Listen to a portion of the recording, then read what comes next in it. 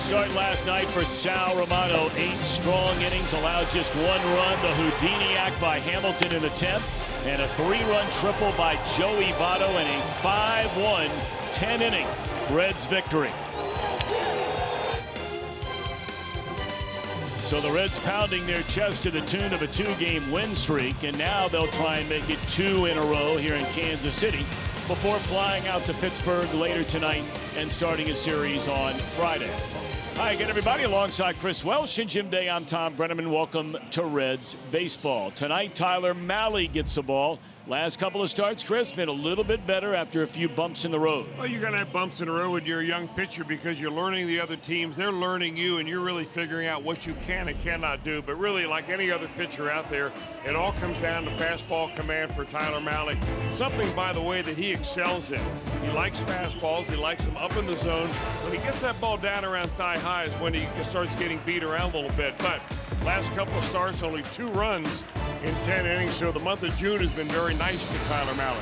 Meanwhile, for Kansas City, we've seen Jason Hamill before back in his days with the Cubs, and he was very good against the Reds, but not so great so far this year for the Royals. Well, he got off to a horrible start, and that's one thing about Hamill this year. You know, they're wondering what's going on with him there, but lately he's really tightened it up big time. His earned run average has come down a lot since the beginning of the season. Even though the overall record is 2-6, this guy's on top of his game right now. Sinker, slider, occasional changeup. You're going to see a lot of sliders, whether you're righty or lefty in the lineup tonight. All right, when we come back, what you don't see often is a live interview 10 minutes before game time. But Jim Day has that kind of pull. You know that. I know that. So let me tell you, our Pally is with Big Sally coming up next.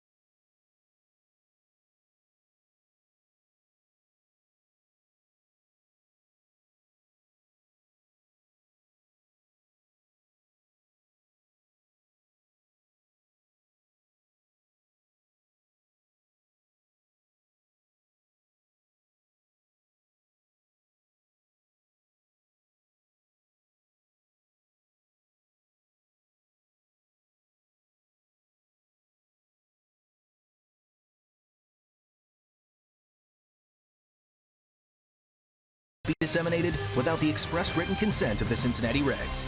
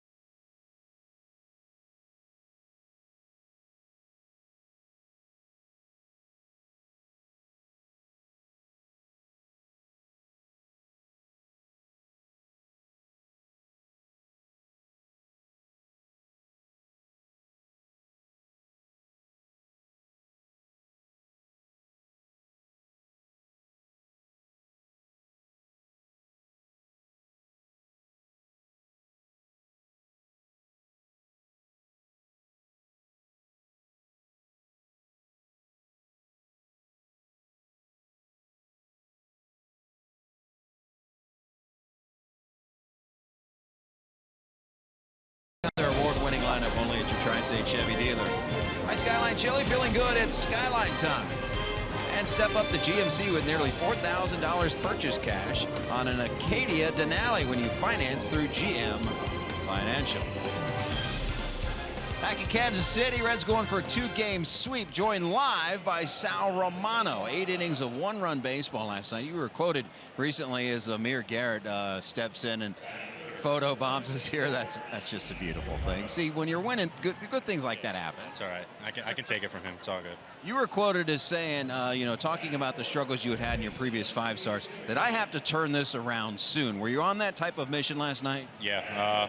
There comes a point where it's like, you gotta make something happen. You can't keep going out there every single day, every single start, giving up, 4 or 5 runs a game and not giving your team a chance to win. So I knew it was time to really bear down and, have a good start. And I was, really fortunate enough that the defense behind me yesterday was ready to go and made a lot of plays for me out there, and I was able to go 8 innings. Outside of the defense, which was outstanding behind you, what was the difference for you? I think just having my fastball command and just trusting my fastball. I pitched off of it, and my curveball wasn't as good as I wanted it to be in the beginning, but as the game went on, it got a little bit better. I was able to throw my changeup pretty good, but I would say definitely the fastball command and just trusting my fastball in general and just pitching off that was definitely the biggest factor. Let's look deeper into your start if we can. We're talking about 4 key situations in the game, and we're going to start with Jorge Soler. You got a double play in the first inning, which is always big to turn to. Yeah, absolutely. I was able to, execute a sinker down and in on him and able to get weak contact. I think the guys didn't know that he was a little bit hurt because they kind of rushed it a little bit.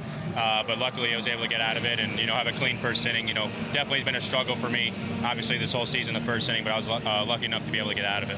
Well, I had a couple strikeouts last night, but one of them, Perez, here was a big one. Yeah, it was a fastball away. I wanted to expand a little bit. I felt like he was maybe looking for an off-speed pitch there, and I wanted to attack with a 4-seam fastball away and was able to execute it. 6th inning, gave up a home run, but, man, you got through the inning here. Peraza, good play behind it. Yeah, that was the biggest part of the game, I think. 3-0 pitch, kind of just laid you in there.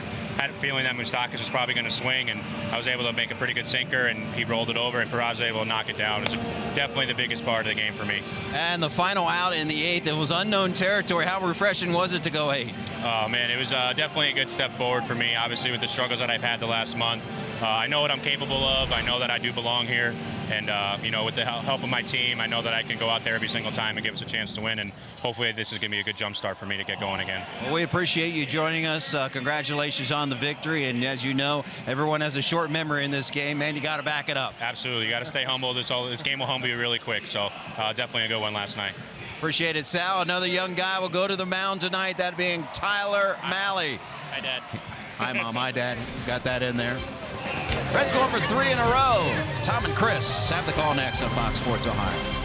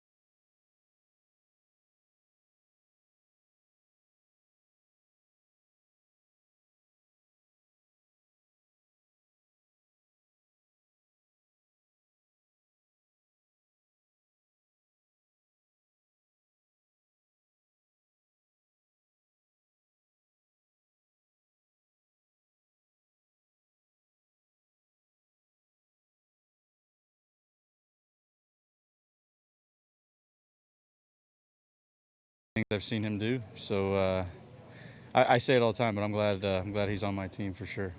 And it was the rundown last night in the 10th inning, like the Matrix. Billy Hamilton somehow gets out of this rundown and keeps the inning alive, and it led to a 3 RBI triple by Votto.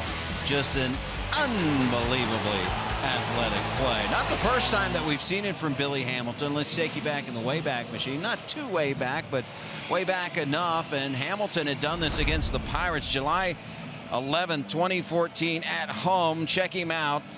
Gabby Sanchez is the one, unfortunately, on the wrong end of this. And Billy said that Gabby Sanchez told him that if he ever does this to him again, he's just going to tackle him next time. Billy Hamilton, an amazing athlete. And when he's on base, he's wreaking havoc. He's back in there tonight as we go upstairs. The guys will call it Tom and Chris. All right, Jim Day, great stuff having Sal Romano come on and join you live just moments before the start of this game here tonight. And let's take a look at the starting lineup tonight under manager Jim Riggleman. The Reds under Riggleman 21-28 since he took over on April the 19th. Schebler again leading off in right. Peraza the shortstop, and again the DH is Joey Votto, one of the heroes last night. Scooter Gennett, the Eugenio Suarez, Jesse Winker in the middle. Duvall again at first.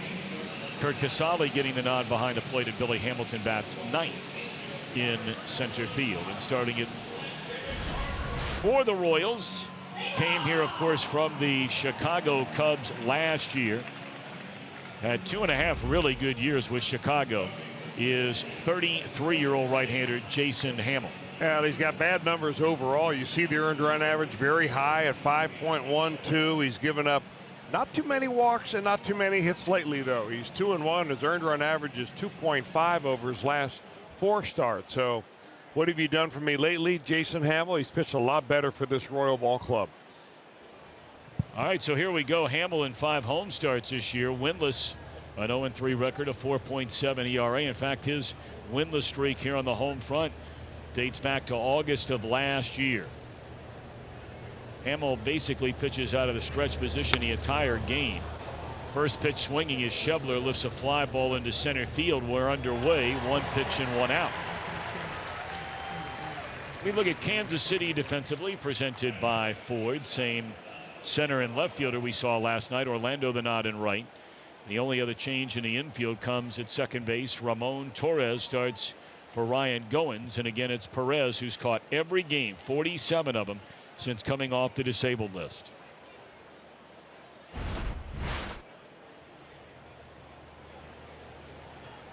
Jose Peraza, a .265 batter. Reds begin play 24 up, 43 down. The Royals have won 22 while losing 45. It is just a beautiful night for baseball here. Very low humidity, cool temperatures right around 81, 82 degrees. Perfect. And a nice crowd on hand for this Wednesday night wrap up to the 2-game series. The shortstop Escobar, playing in his 401st consecutive game, backs up to haul that one in. 2 down. Hamill's a guy that really throws a majority of his pitches down in the zone. He's a big, tall guy, 6 feet 6 inches tall, and he'll work that downward plane as best he can.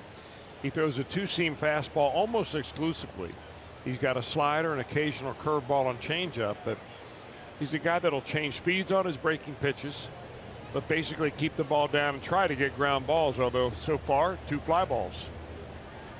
And now Joey Votto, 309 batter, 6 home runs, 30 batted in. Votto was hitless his first 3 times up last night, but delivered the goods in the 10th inning with a bases clearing 3-run triple to the wall in right center field. Boy, and what an interview that was again last night. Joey Votto and Jim Day in Reds Live. In case you missed it, I'm sure we'll be rerunning that again sometime.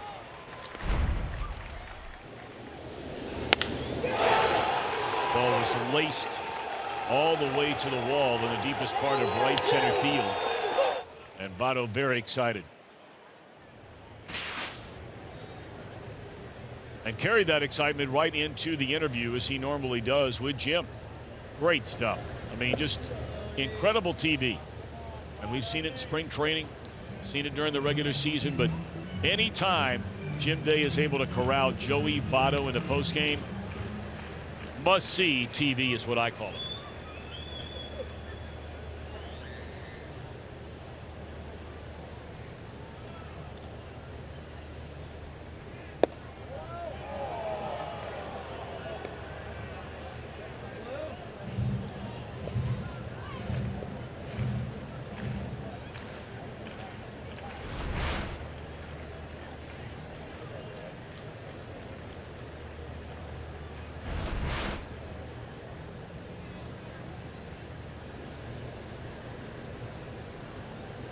Two and two to Votto, and Hamill delivers. Line caught by the second baseman Torres in a 1-2-3 opening inning for Hamill. Tyler Mahle will try and answer when we return.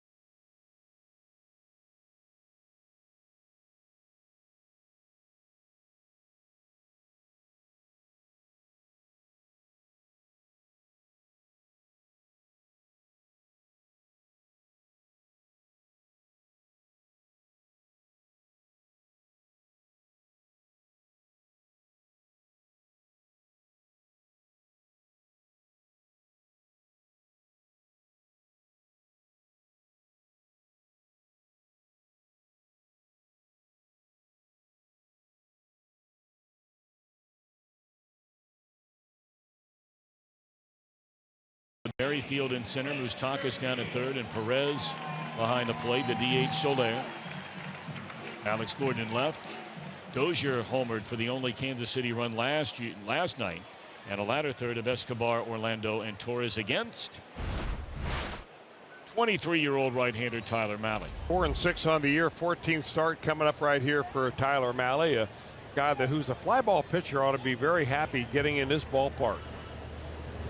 We mentioned it last night during the starts of both Ian Kennedy and Sal Romano that, you know, you can hit a ball a long way between the gaps here and it will stay in the yard. So it gives the pitcher just a little bit extra confidence early on to go after a little bit of contact. Don't necessarily have to try to strike everybody out.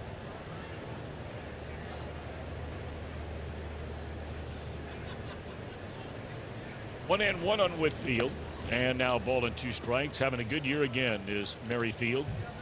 .290 batter, 4 home runs, and 22 runs batted in.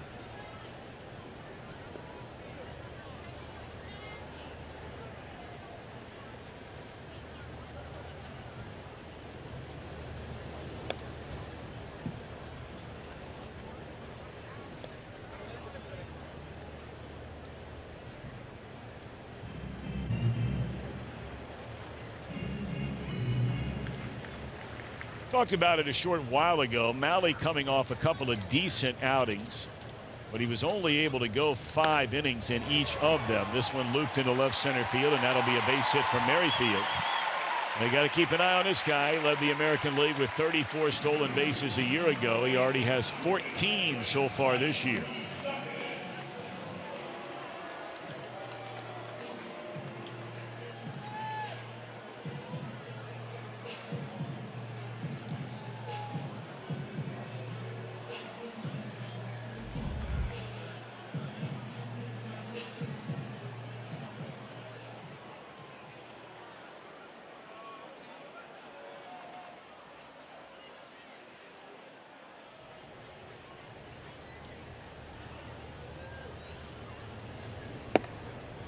Now Moustakas, one of the carryovers from the 2 trips to the World Series for these Royals.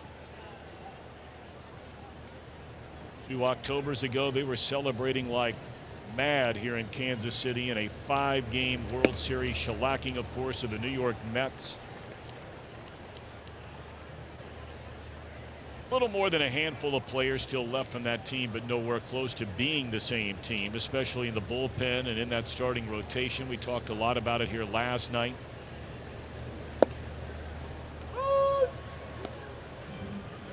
Go back and look at some of the box scores from that World Series. Cueto had the 1 game where he had a complete game 2 hitter, allowed 1 run. But in all the other games, they were bringing that bullpen in, starting to the 6th inning. And when they had a lead, it was shut down central. 2-2 on Mike Moustakas, who has 13 home runs and 42 runs batted in.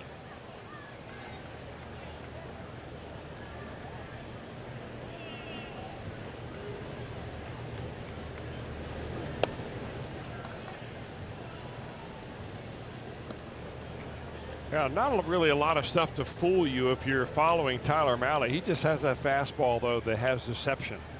And it looks like it's at 1 speed, and when he throws it right, it has a little extra gear at the very end. That's why he gets a lot of fly balls.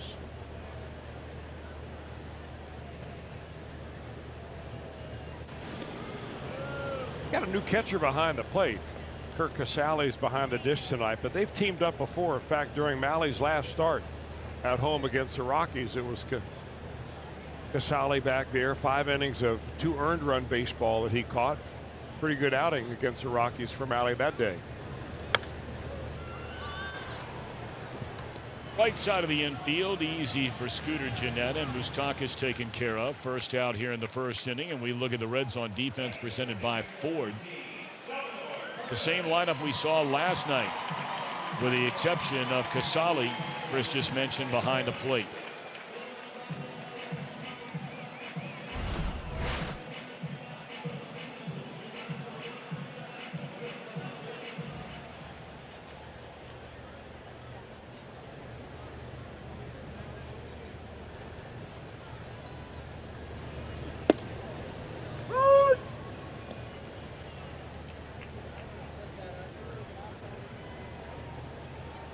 Salvador Perez, 11 home runs, 32 runs batted in, just a .235 batter.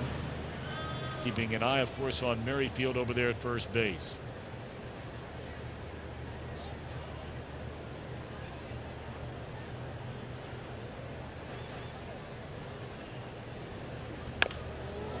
Slow tapper to short. They get one, and they turn it over to get Salvador Perez. Nicely done by Peraza and Scooter Gennett. A hit, none left. We're scoreless in Kansas City at the end of 1.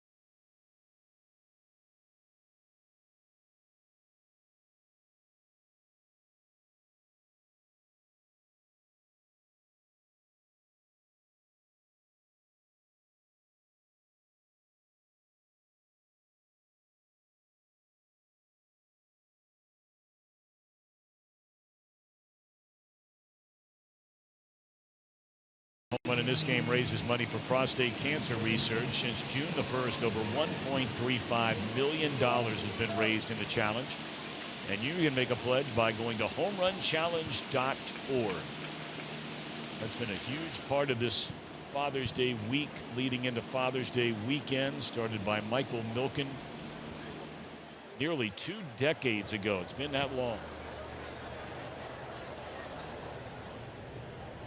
All right, scoreless game. The Reds bat here in the second inning against Jason Hamill, who had a 1-2-3 first, but not here in the second. His scooter bangs one into center field, a base hit. What else is new? I mean, really, you talk about a guy that has boiled it down. The art of hitting is so simple, of seeing the ball, staying back, hitting the ball, and spraying it all over the field.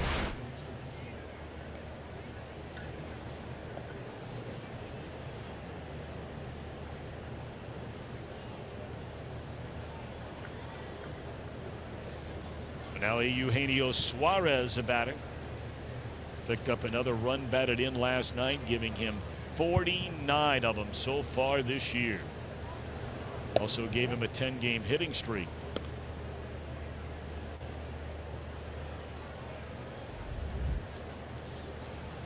.49 RBIs, most in the league, 2 better than his teammate Jeanette, who also is joined by Trevor Story of the Rockies, each with 47. So the guy's really come on since the Reds have seen him, and we'll see him next week, is Anthony Rizzo. All of a sudden, he's one of those guys in that 3 players tied at 46. He was hitting under 200 when we saw him last, and he's up over 230 now.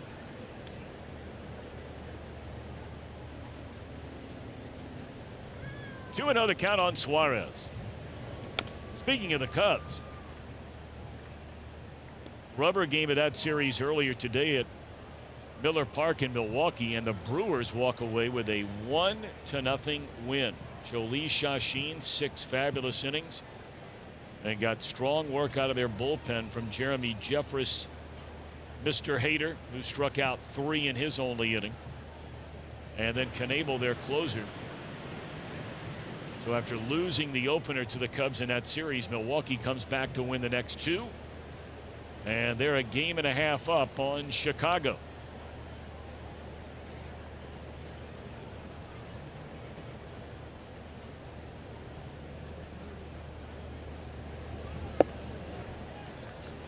Suarez went around, 2 balls and 2 strikes.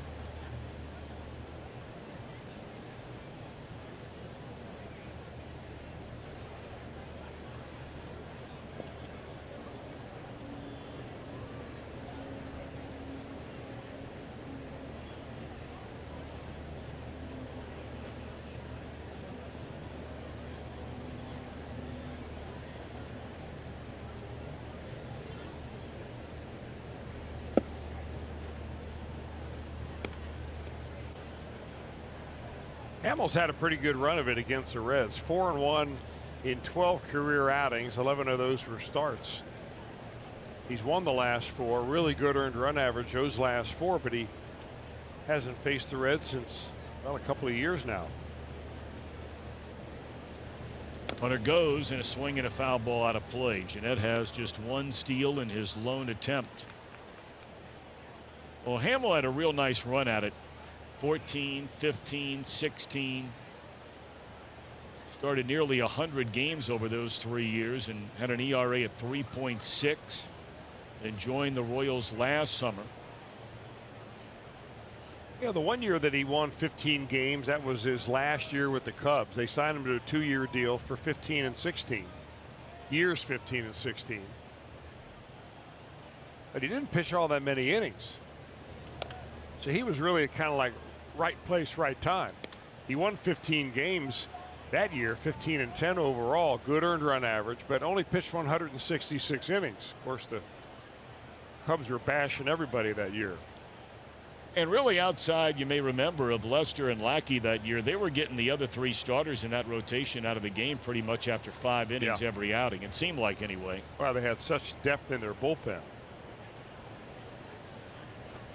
8th pitch coming in this at bat. See if Jeanette's running again on 3-2. He is. And a ground ball down to third. They'll stay out of the double play. And the runner into scoring position. Suarez thrown out at first by Moustakas. 1 out.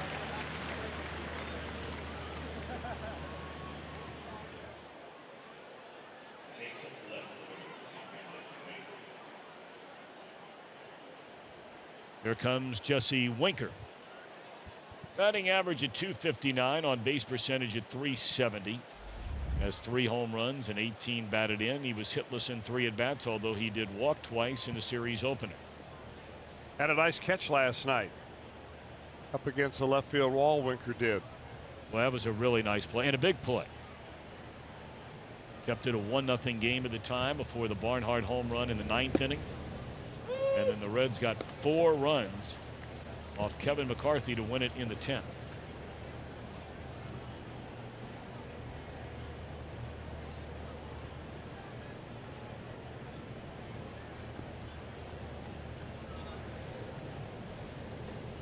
Winker's starting to join the Colin Moran school of hitting, where every pitch he is stepping out of that box and fixing his batting gloves. Of course, now as soon as I say that, he won't do it. Well, there's certain pitches that you're allowed to step out of the batter's box, and there's some that you are not. Now, technically, he's in violation there because he actually left the box after not swinging and missing or fouling a pitch off. All you do is take one. You've got to stay in there.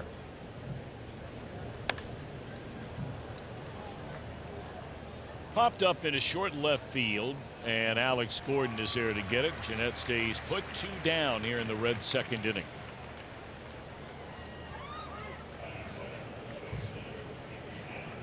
Reds will be flying into Pittsburgh after the game. Probably won't get to the hotel till probably somewhere 3:30 in the morning Eastern time. But the good news is they're off tomorrow.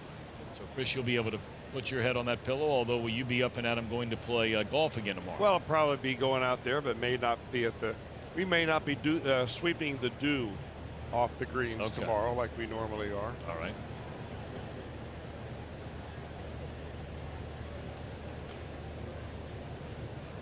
Here's Adam Duvall.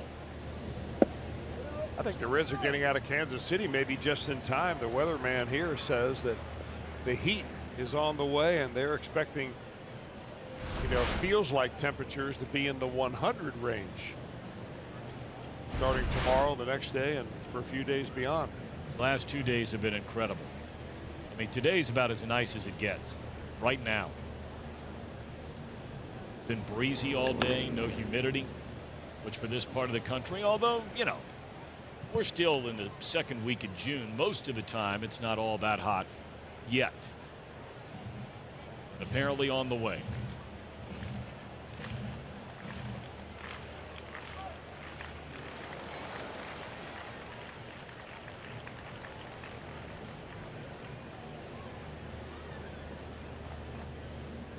Jeanette in scoring position, but Duvall behind a Hamill at 0 balls and 2 strikes. Perez blocks that one in textbook fashion, preventing Jeanette from advancing.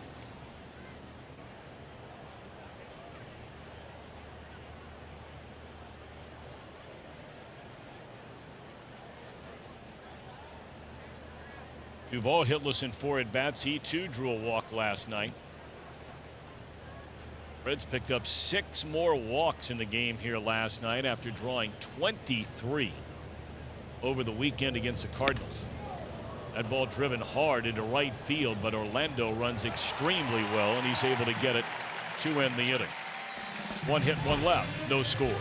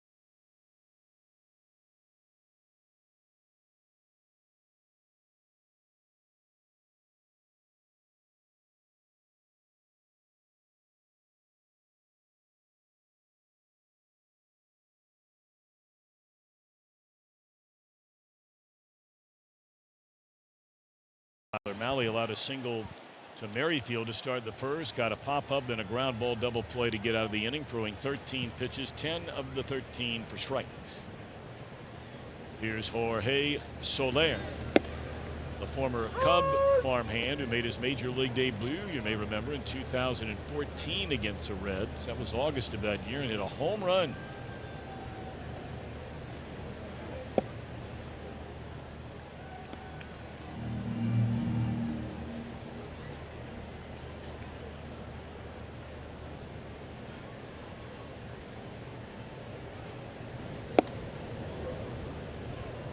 Brought up Soler on Friday night when the Royals were in Oakland, fouled a ball off his big toe on his left foot.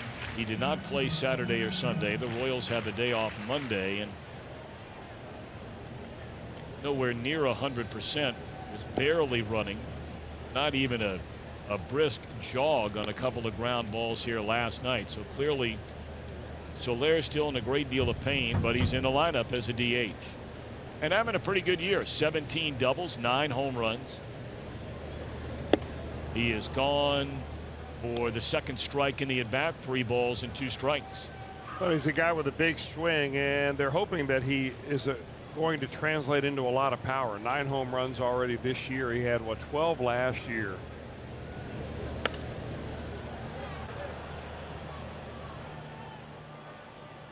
Looks like he's already running a little bit better tonight than he did last night. He hit a couple of balls on the ground last night where he barely got out of the batter's box, and I'm not even sure that he reached jogging speed as he was going down the first base line, but of course all of that is due to a very sore toe.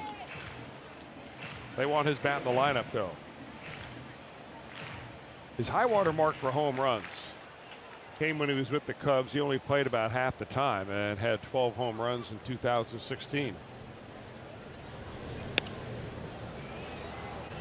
Weak pop up into short right, closing in on the line is Schebler, and that's the first out of the inning.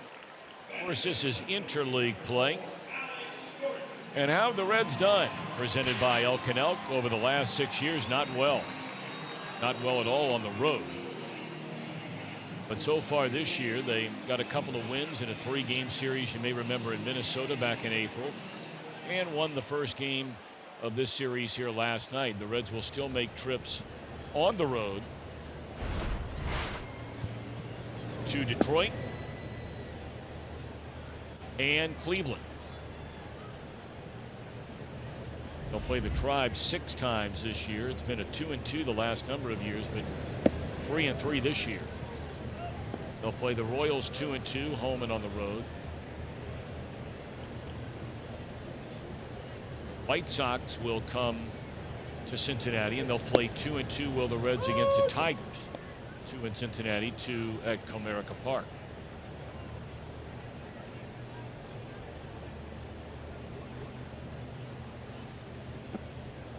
Three balls and a strike on Alex Gordon, left-handed batter at 263. Only 5 home runs for Gordon and 15 knocked in. One of those carryover players from the World Series teams. Joining in their lineup tonight, guys like Escobar and Perez and Moustakas, and that's a walk to Alex Gordon.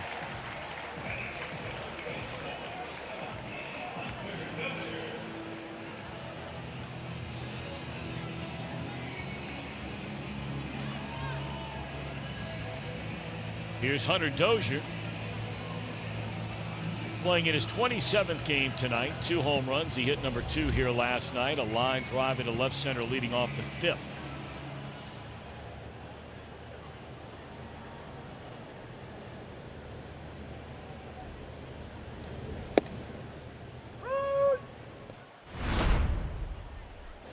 Now they got a fastball out about waist high, did Dozier, and he's got plenty of power. The young man that was originally drafted as a shortstop has been since converted to a first baseman. Tapper down at third. Let's see if they can turn another one. Jeanette in time on the throw. 5-4-3. Second double play rolled up to end an inning tonight for Tyler Malley. Go to the third in a scoreless game.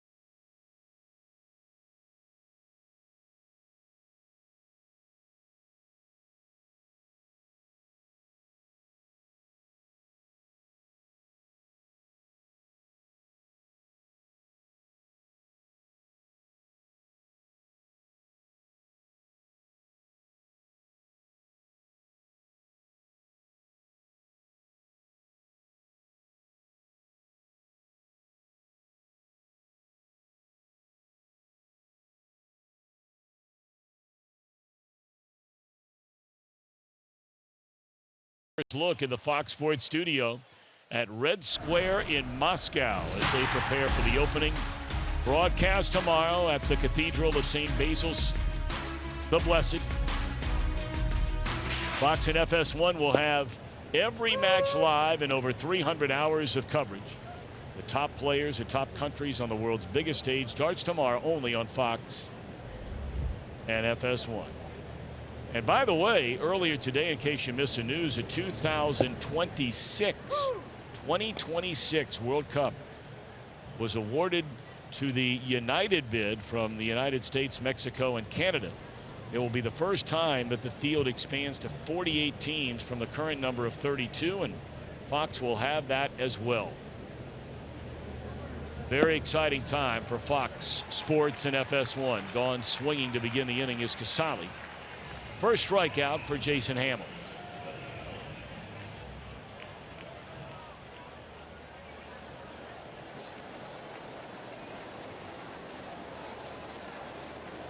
Sea of blue as it normally is here in Kansas City. Just as we see the wave of red when the Reds are playing in the Show Me State while visiting Busch Stadium in St. Louis. Speaking of the Cardinals,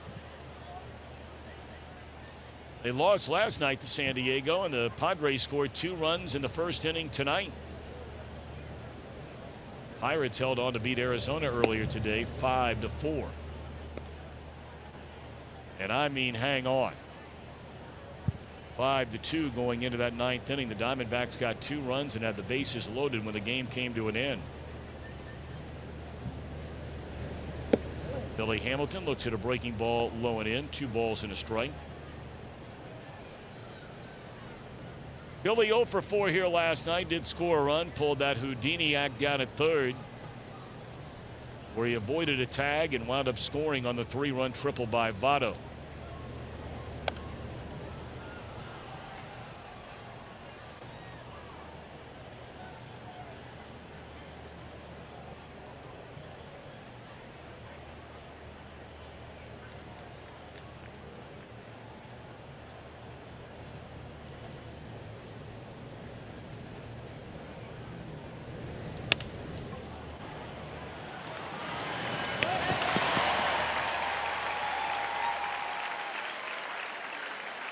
Torres made that look easy. That was a nice play by the second baseman. He put a lot on this throw, and he had to. He gets to the ball quickly. Torres, we didn't see him last night, but he backhands the ball and knows that Billy Hamilton is getting down that line. You're right about that throw. That is a strong arm. Yeah. I imagine he can turn a pretty quick double play. Well done. Schebler for the second time. Reds have 1 hit, 1 time through the batting order. Schebler fly to center field on the first pitch of the game, and he swings at the first pitch this time. The pitcher covering. Good feed from Dozier, and it's a 1-2-3 inning.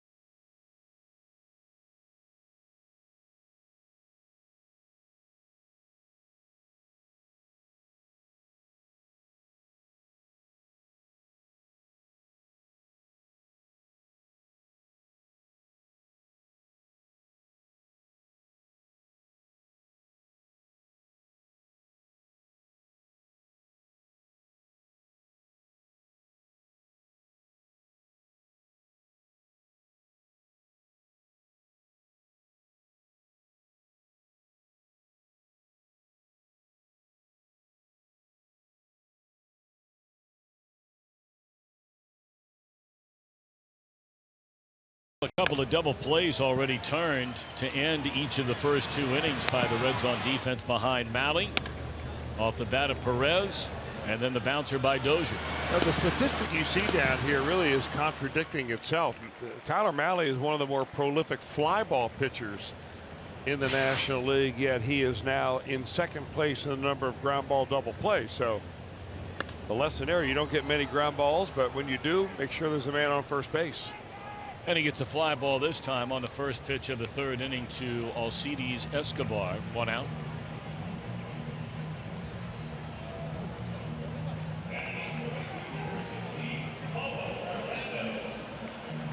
Paulo Orlando, the batter. He did not start in the game here last night. Off to a very slow start. He's been beat up. He's only played in 17 games.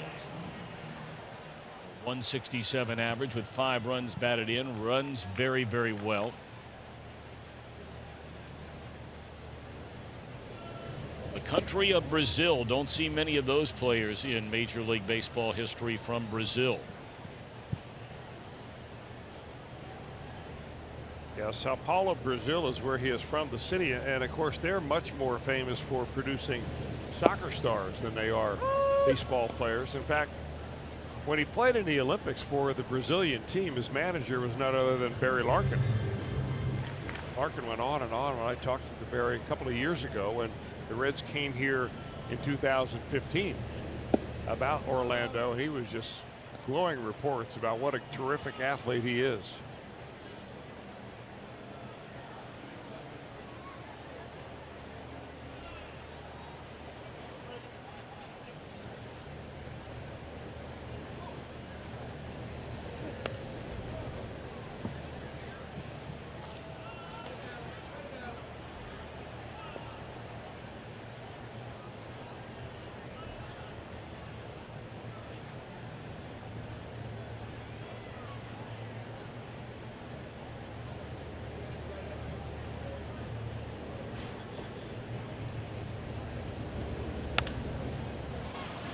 Peraza's got to get rid of that thing quickly, and he does in time to get Orlando for the 2nd out. We invite you to watch every out-of-market regular season game live at home. You can do it in the office or on the go with MLB.tv. Visit MLB.tv for more details. Scoreless game, last of the 3rd. 2 down and nobody on. Malley looking for his first perfect inning through the front 3. He allowed a single to the first batter of the game, Merrifield. And he issued a 1-out walk to Gordon in the 2nd, and the double plays ended each of those 2 innings.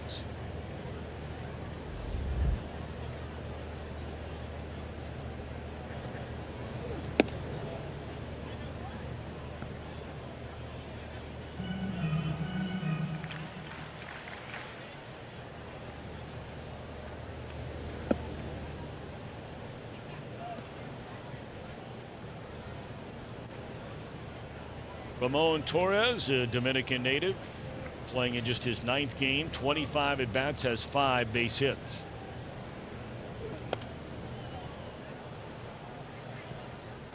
Three balls and 2 strikes.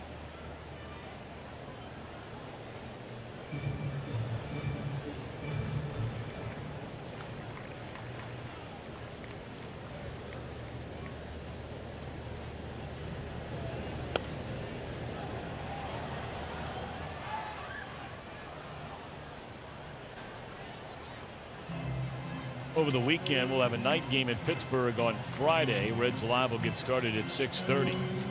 Saturday, a late afternoon start. Reds Live will be at 3:30. And then a 1 o'clock Reds Live on Sunday. And that throws in time, and it is indeed the first perfect inning of the night for Malley. We've played 3. Malley and Hamill on top of their games tonight.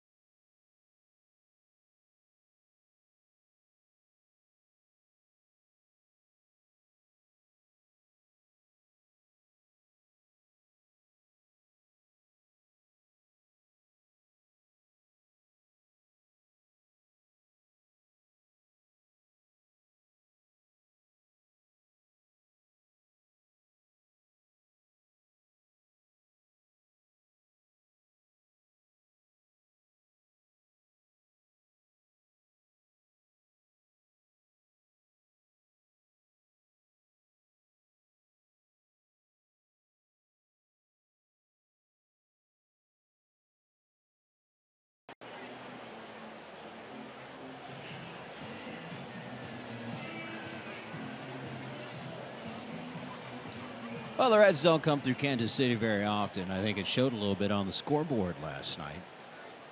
Check out the scoreboard on the left. Cincinnati, not necessarily spelled correctly. 1 N, 2 T's. How we looking? Not good. Tonight it's just off the board altogether, so I think we have it quite right yet. There's no Cincinnati at all. However, last night, just a bit off. Wow. Boy, if Jim Day only checked his golf scorecard as closely as he does the opposing scoreboard. Now listen. Well, that's why they have you and my dad around. That's right. No, I've said it before when we're talking about your dad here. There's the stroke play, there's the Stableford scoring system, and there's the Brenneman scoring system. Fly ball driven into deep left field, and Alex Gordon is among the very best defenders in left field of all the Major League Baseball, and he runs that one down. He just kind of cruised after that ball, figured it wasn't going out of the ballpark, and if he just kept the same pace, he'd get right to the warning track at the time that ball came down.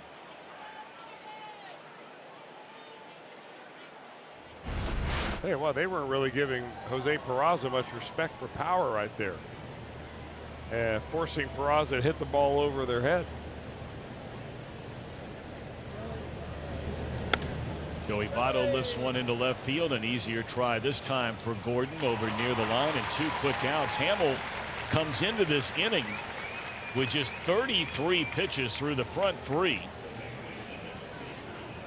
and 2 quick outs to start this 4th inning. Now, we talked about the big difference these two teams has been in the offense. Now, there's not a big spread, only a 2-game spread in terms of wins and losses. Neither team has pitched well, ranking at the bottom.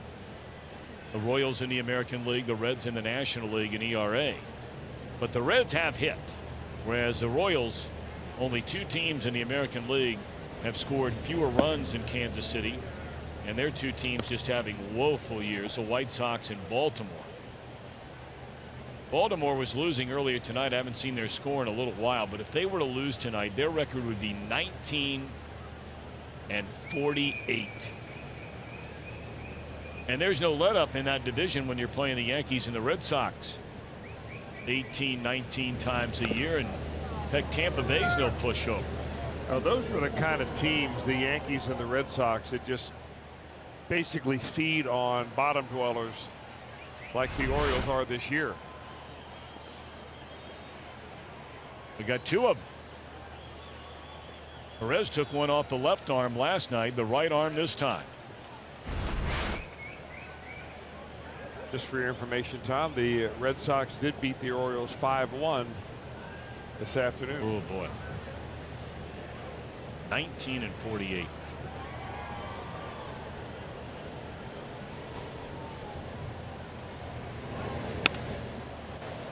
Scooter hits it hard, but right at the second baseman, and that's the 3rd perfect inning. This time 7 pitches for Hamels to go through Peraza, Votto, and Jeanette.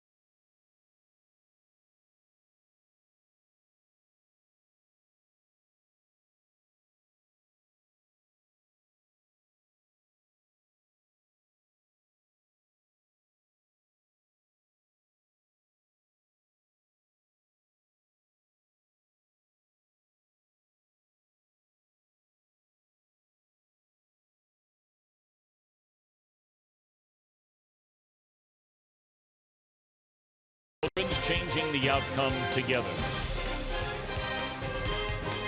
And by your local Ford dealer, Ford, go further.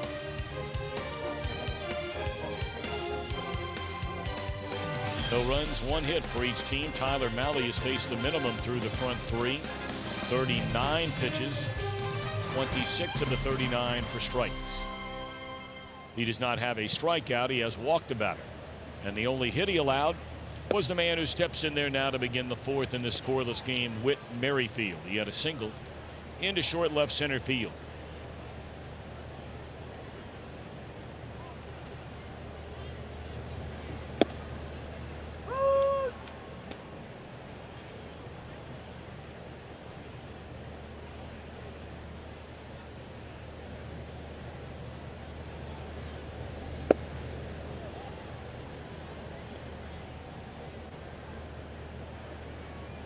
Kansas City, of course, plays inside the American League Central. Cleveland, the division leader, by 5 full games over Minnesota. Cleveland is the only team in the division over 500.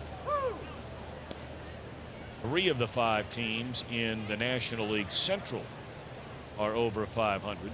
The Pirates recently, with their slump, slipping under 500. After their win today, just 2 under.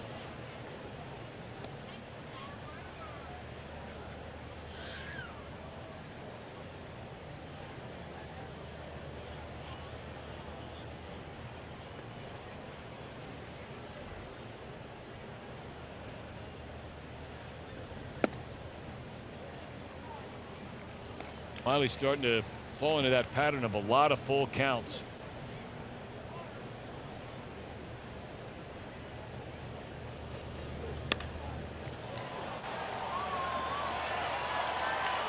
And Schebler at the warning track, staying with it to haul it in.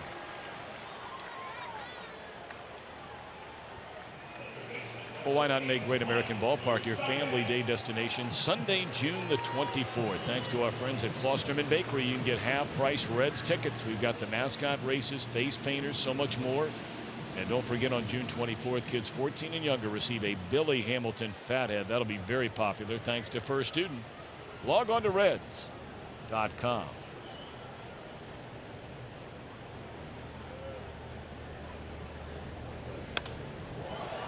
In the air, deep left center off the bat of Moustakas, but Billy Hamilton at the warning track. Couple of long drives here in this inning, but both long, loud outs. Well, kind of like what we saw last night, really, with Romano and Kennedy on the mound. You might as well pitch through the dimensions of the ballpark. And for Mahle, that means throwing out high outside fastball and telling your hitter to hit it as far as he wants opposite field.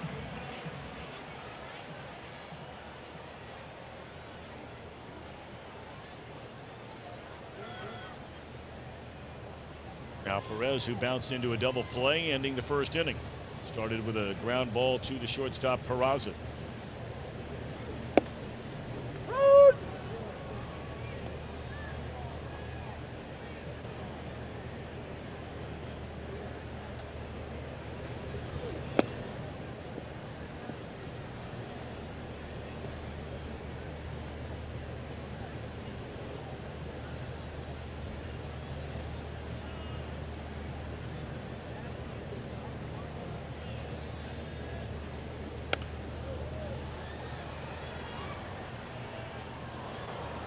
This is one guy that maybe you don't want to just throw the four-seamer in there and say hit it as far as you want. Salvador Perez is just incredibly strong.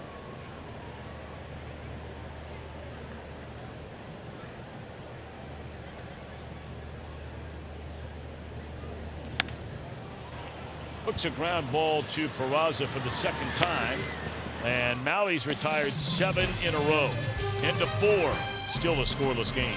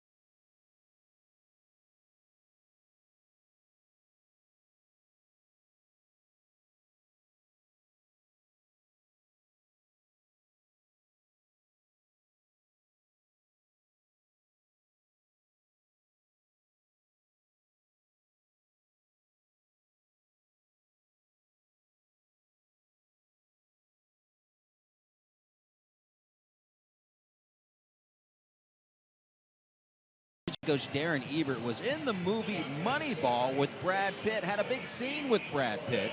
It was an opportunity that really came out of nowhere, and he said he handled the pressure and he knew it paid off when he went to the movie's premiere. Sitting there watching the film for the first time, and I knew Pitt was, he came by himself, but he was like next row over and about 3 seats behind me. And then my scene was getting ready to come up, and all of a sudden I get a tap on the shoulder, and I look back, and it's him. He's like, "Hey man, you killed it." And I was like, I'm like, okay, so talk about a surreal kind of moment. So how about that? An upcoming edition of Reds Live, and I'm certain Reds Weekly, he will go in depth about how he got the part, hanging out with Brad Pitt, the pressure of a scene with Brad Pitt, and even Brad Pitt offering to help him get into acting, as he played in the movie Mike Magnanti, former Oakland Athletics pitcher. Yeah. So that was a cool great stuff. movie. Great movie. Yeah. And Well, Tom, you were featured in the very beginning well, of that they movie, were your just voice. using my calls. The run they had there, the Oakland run, where they went to the playoffs 2 or 3 years in a row. I was doing those series for Fox, and so you know, when the movie begins, it's just a lot of play-by-play calls and that kind of thing. Do you get royalties from that? No, I don't. That all belongs to Major League Baseball. Well, every 3 weeks, or 3 months, I should say, Darren Ebert still gets royalty checks. He said when the movie first Well, came out, la-di-da. after the first year or so, he said those checks were pretty big. They're not as big nowadays, but he's going to get them for the rest of his life. Good for him. Good for him. He's a good man, boy. I tell you what, there are a baseball lot of guy, good too. guys on this Reds coaching staff, but he is a really, really good man. Well, Ebert was a left-handed pitcher. He signed with the Atlanta Braves when he was 17 years old. He finally made the major leagues at age 22. Pitched in 5 games in 1999 for the Braves and bouncing around a little bit after that before calling it quits when he was with the Kansas City Royals organization in 2005. That one in the air to right field, and that'll be caught by Orlando, 2 away. The wind blowing pretty hard in from right field. It may be not an easy place even for a left-hander to pull one out of here tonight, unless you get it on a line drive or maybe down the line. Tell you what, Jim Riggleman made a comparison with Jesse Winker last night. I was not aware of it, but as you know, Jim Day is in the clubhouse all the time when a game is over, talking to different players and always in there with a manager. And Jim Riggleman managed the Chicago Cubs when Mark Grace was one of their great stars, truly one of the great players in the history of that franchise. And he said there are some things that remind him, watching Winker, of Mark Grace. What a career Grace had. 304 lifetime hitter. I think people would be surprised to learn he knocked in 1,150 runs and was never known as a home run hitter, although he did have over 550 doubles in his major league career. I think most people would be surprised that Mark Grace, of all players in Major League Baseball in the decade of the 1990s, led the major leagues in hits and doubles.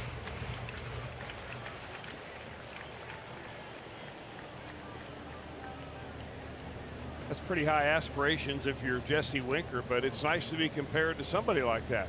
Same type of swing. I can see that familiarity there. You do? Same type of sweeping swing. He uses the entire field. I'm not saying he's going to be at the caliber of Mark Grace, but he's got a nice approach.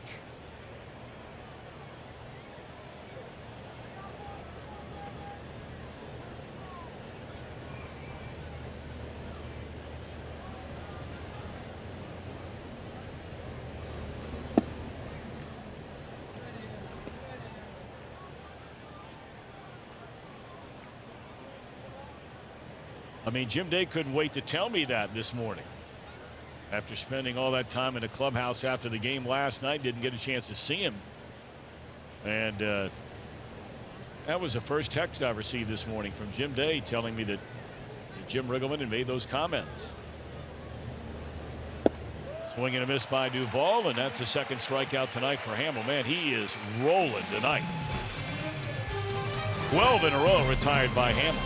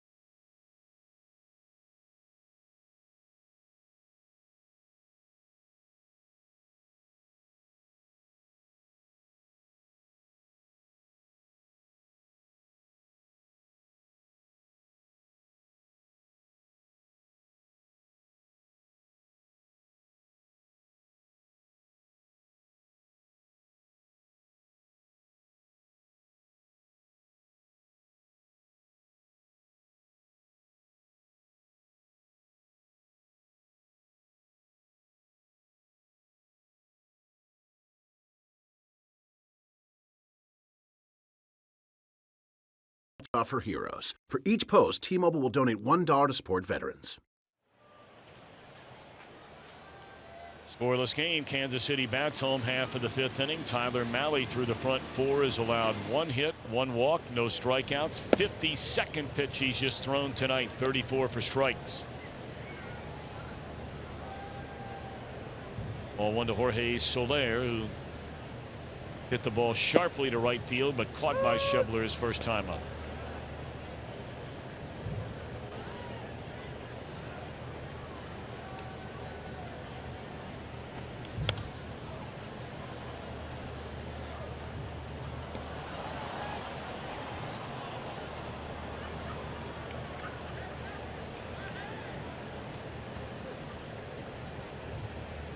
Mahle trying to put him away at 1-2, and nowhere near the strike zone, even the count.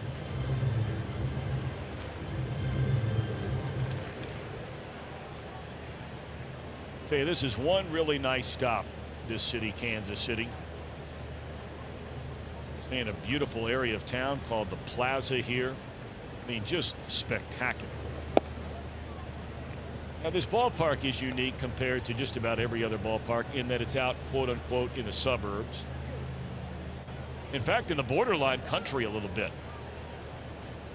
A lot of open spaces and lots of land, farmland around this area, and right across the street, or across the parking lot more accurately, is the football stadium, Arrowhead Stadium, the home of the Kansas City Chiefs. Most ballparks, nearly every one of them, in a downtown setting, and boy, there's an at-bat that got away from Mahle. And that's the one thing he's trying to still get through, along with many of these young pitchers. There you see the parking lot. Incredible tailgating here. They sunk a pile of money into this stadium a number of years ago before they had the All-Star game, and it is just beautiful. $250 million renovation in 2009. This ballpark has been open since 1973. You brought up earlier, it used to be AstroTurf, and they went to the grass in 1995.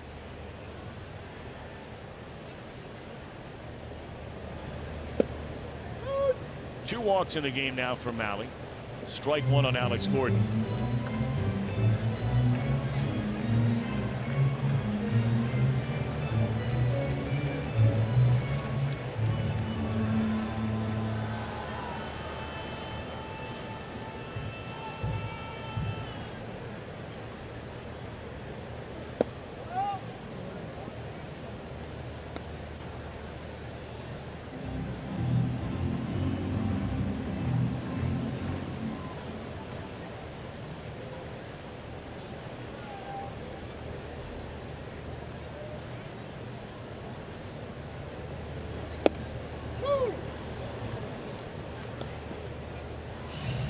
Gordon walked his first time up.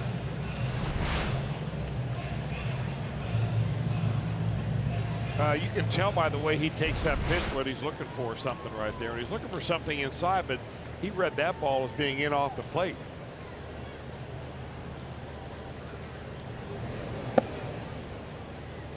And now figuring that Mahle would go away, you can watch that front foot, and he's kind of stepping a little bit towards the shortstop spot, thinking that he's going to get something down and out over the plate to drive the left center field.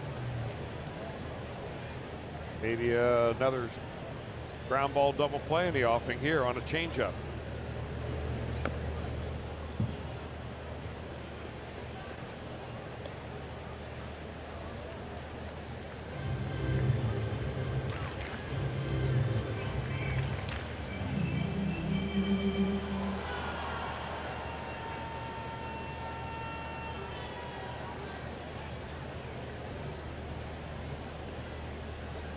Gordon, the second pick in the draft, going all the way back to 2005. He only spent 1 year in the minor leagues.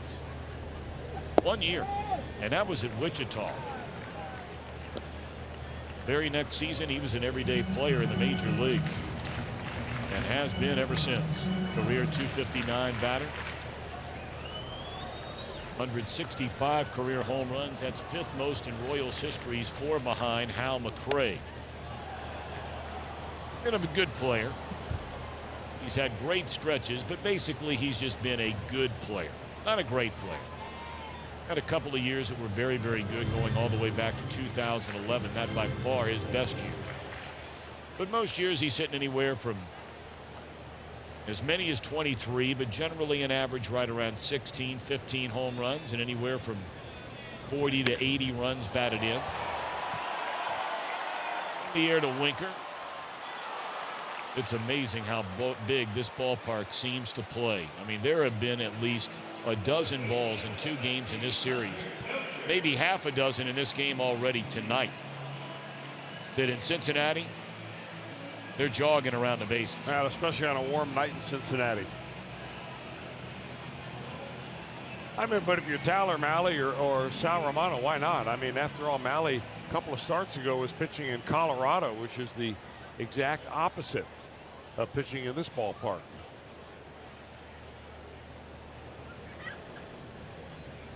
So now Dozier, he bounced into a double play, starting with a ground ball to the third baseman Suarez, ending the 2nd inning. Each team with 1 hit. Hamels not walked a batter. Malle's walked 2 and has not struck out a batter.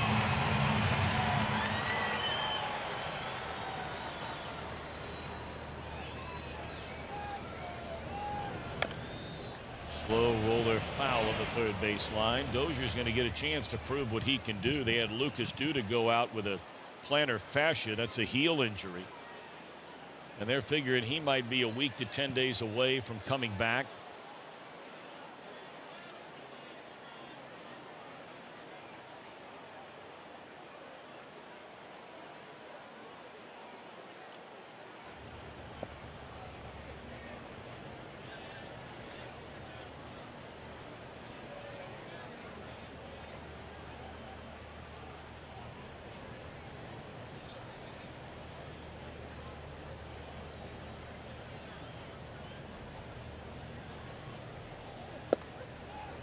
Strike 3 called on the outside corner, and that's the first strikeout tonight for Mahle. Perfect placement of a fastball. Dozier obviously looking for a pitch up, maybe over the plate that he can line out of here like he did last night. But you talk about just being right down there on the edge.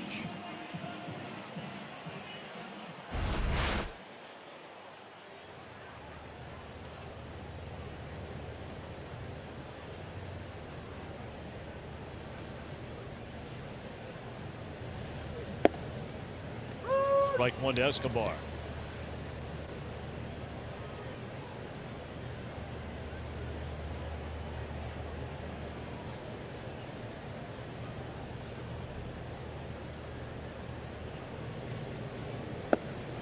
Escobar making his 401st consecutive at shortstop tonight. The longest active streak of any player in the major leagues, and next closest in consecutive starts is by San Diego shortstop, former Philly Freddie Galvis with 232. I'm sure Galvis is in the lineup tonight again, playing in St. Louis. In the air to Schebler, and this will end things in the Kansas City 5th. 0-0. We roll to the 6th in KC.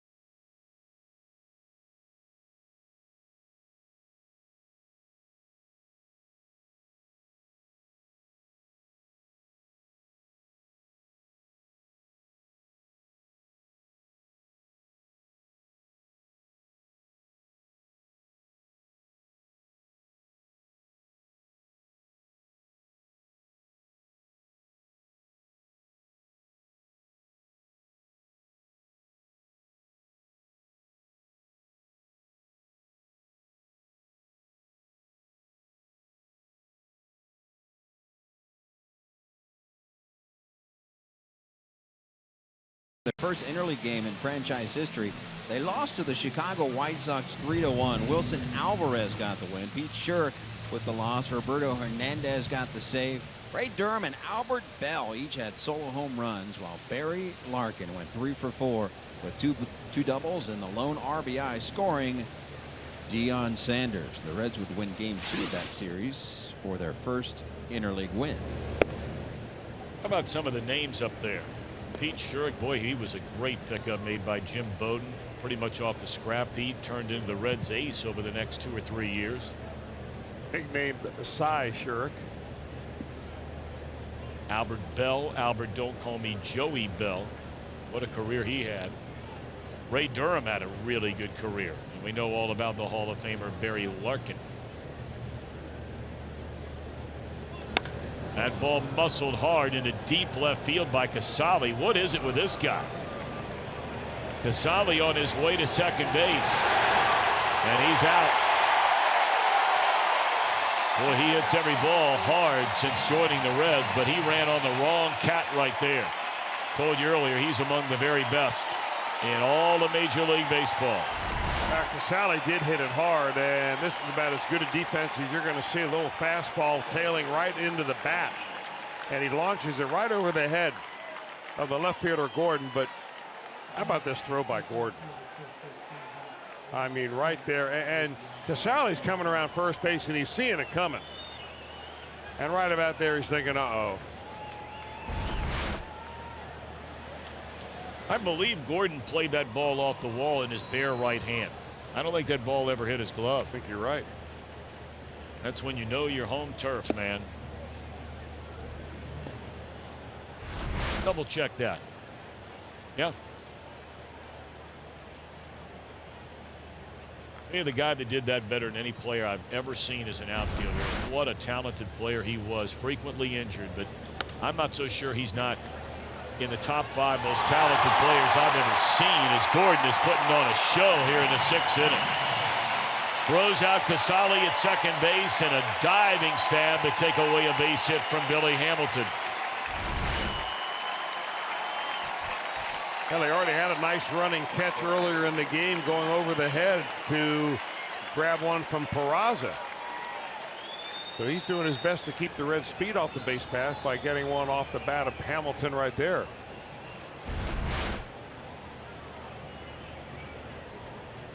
Wow. Well, the guy I was starting to talk about was Larry Walker. Well, you talk about an unbelievably gifted player. He was the quintessential 5-tool player. Yeah. He could do everything. Golly, day was he good.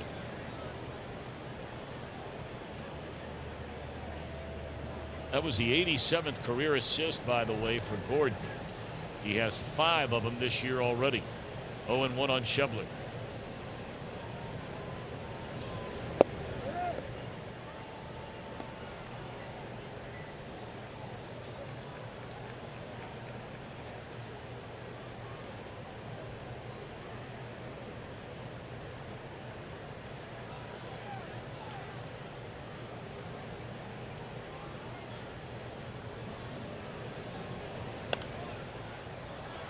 Shevler swung at the first pitch in each of his first 2 at-bats tonight. A fly ball to center leading off the game, and a 2-hopper down to Dozier in the 3rd.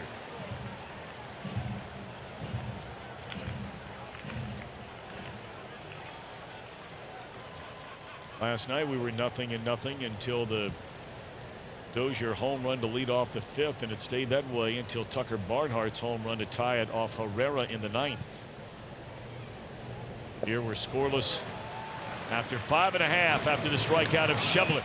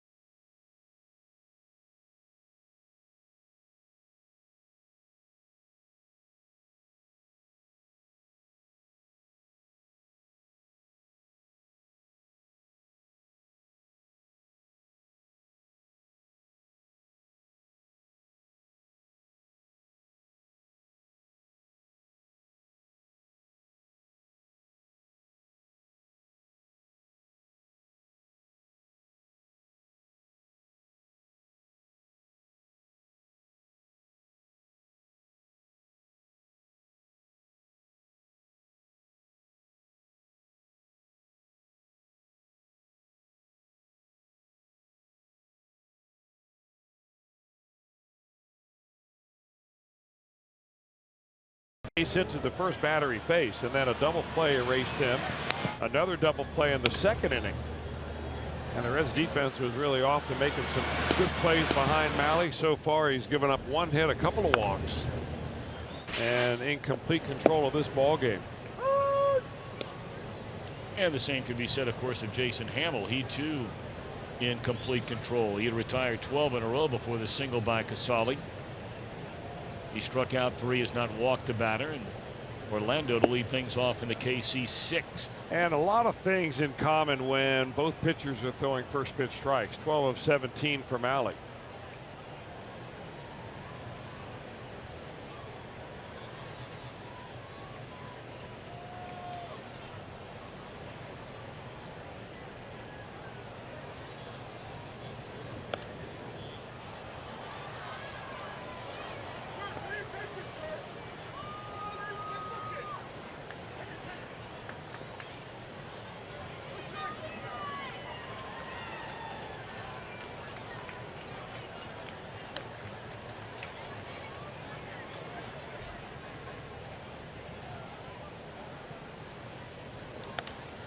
Slow roller, and again Peraza's going to have to cut it loose, and he does in time. Same thing he did to the speedy Orlando back in the 3rd inning.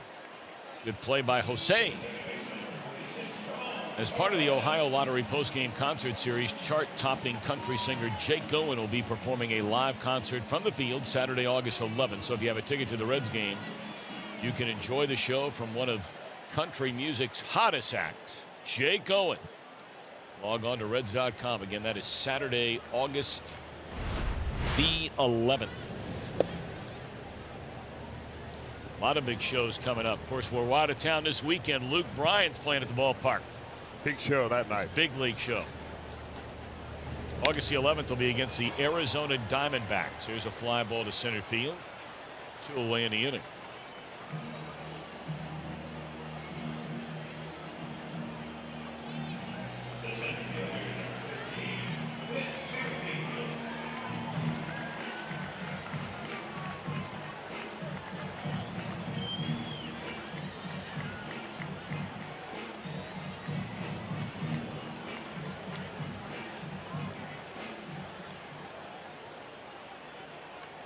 The other really big show going on at the ballpark this year, we have Walk the Moon while the Reds are at home. But the Zach Brown Band, I believe, is the other big one they have going on when we're out of town.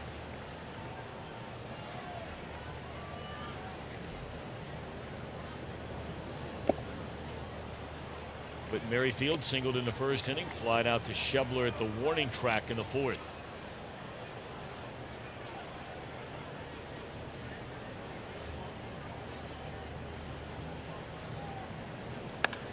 And that is a fair ball off the left field line. Merrifield can run on his way to second base with a 2-out stand-up double. First extra base hit for either team tonight.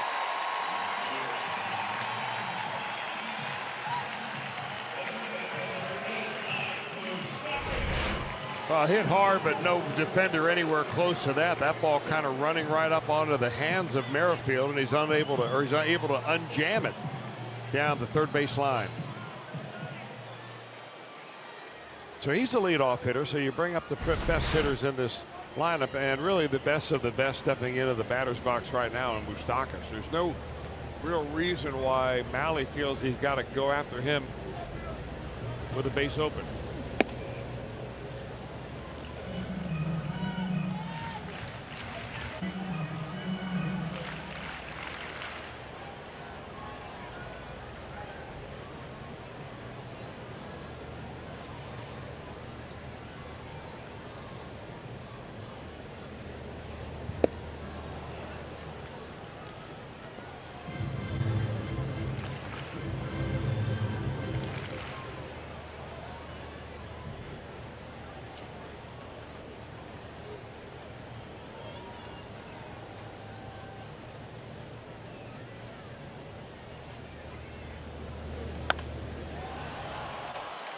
Playable for Billy Hamilton, and Tyler Malley with a scoreless 6th inning.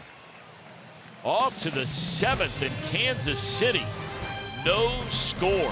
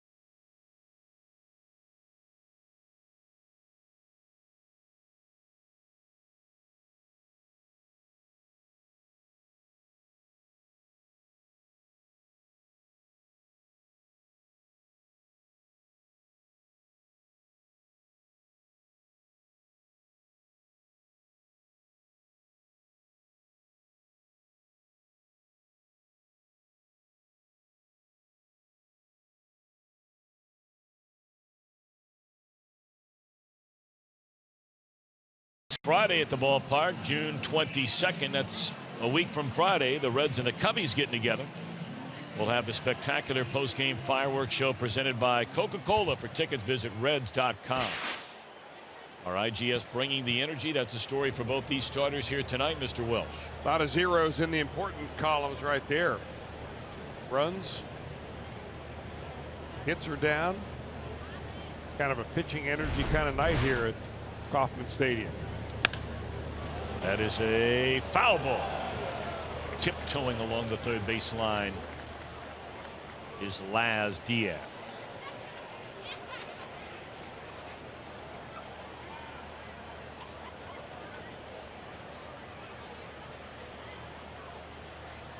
Manny Gonzalez behind the plate tonight. Andy Fletcher at first. Jeff Nelson, the crew chief, at second. And Mr. Diaz down at third.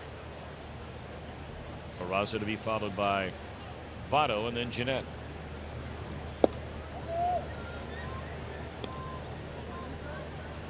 They appealed and he did not go around.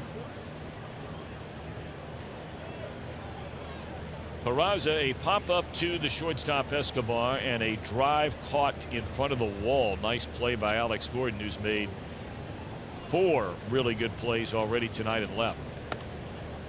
Really could be an interesting conversation right around home plate right there. Salvador Perez, Jose Peraza, and the umpire Manny Gonzalez, all from Venezuela. Manny Gonzalez, the first Venezuelan to be a major league umpire. First umpire at a game in 2010, made him full time in 2013.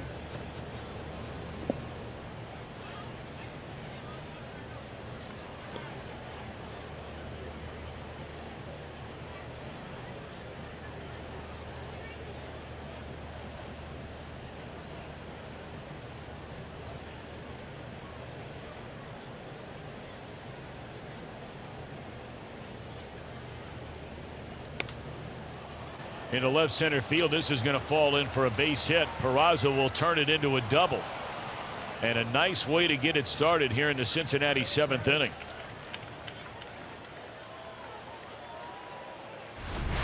Well, he hit a ball very hard his last time up. That was to lead off the 4th inning when Alex Gordon ran it down over his head on the warning track. This time he splits the gap between center and left.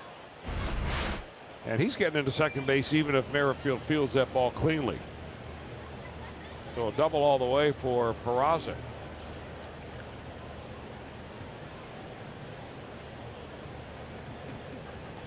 His 13th two-base hit of the year. Here's Votto, 0 for 2, is lined to second and flied out to left. Reds trying to get on the board here in the 7th.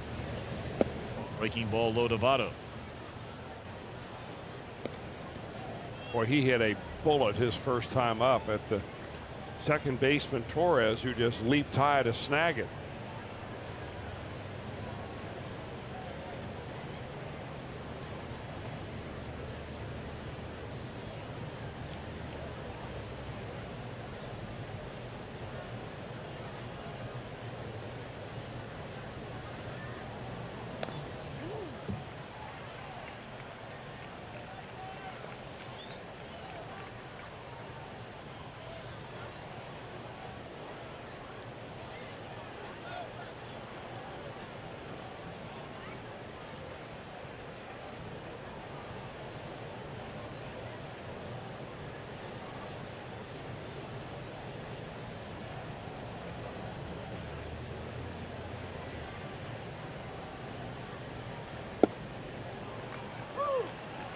One and two.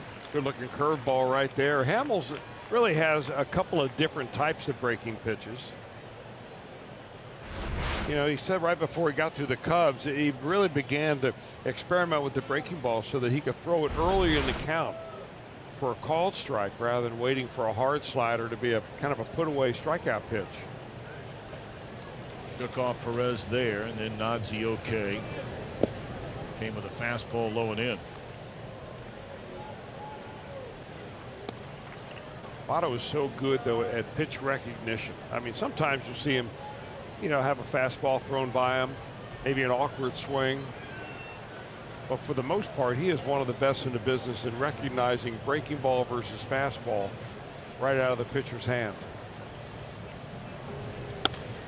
Off the body of Hamill, ricochets to the second baseman. Bad luck there for Joey Votto.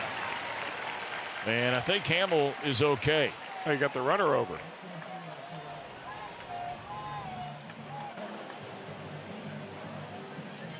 Bad luck twice in this ball game now. Votto hits it right on the money, and Hamill looks like he's able to. Did he get his glove on that ball? I don't think so. I think it got his left arm before the glove. I think it hit the arm. The left arm, I think. I think it got him in the chest, but take another look here. We'll be able to see from this angle. Ah. I thought it got him up around the left bicep. Of course, we saw Raisel Iglesias go on the disabled list this year with a left arm injury.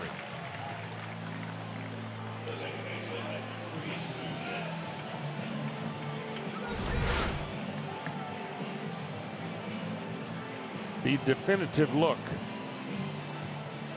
Yeah, you're right. Right on the biceps.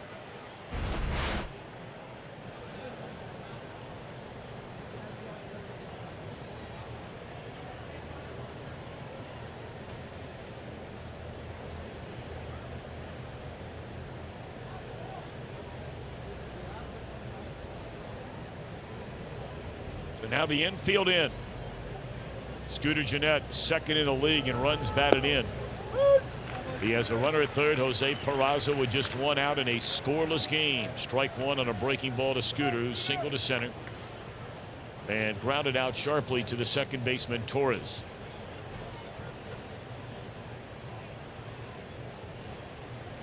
Reds trying to get on the board here in the seventh inning.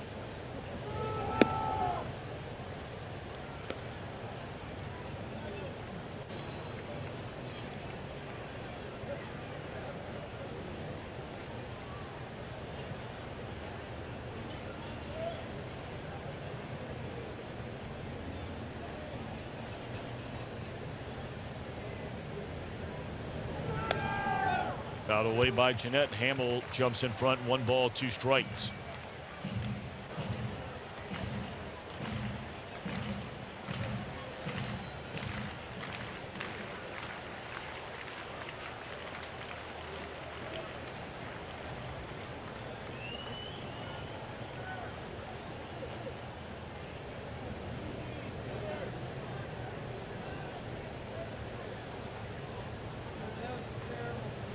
Runner at third, infield in.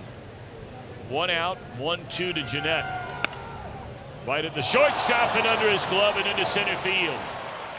So the run, Peraza will score from third, and the Reds have taken the lead 1-0 here in the seventh inning. An error you can by see how Escobar. upset Escobar is right here, but he sidesteps this ball. He's got a chance to get his body in front of it and decides to try to put his glove up, and look at the reaction by Jason Hamill.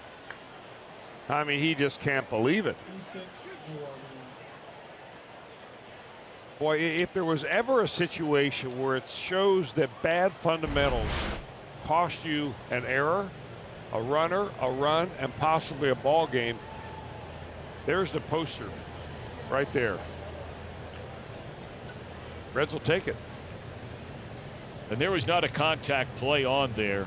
Votto just froze. He wasn't going anywhere. He wasn't even, or rather Peraza, he wasn't even 2 steps off the third base bag when contact was made. So the Reds get a break.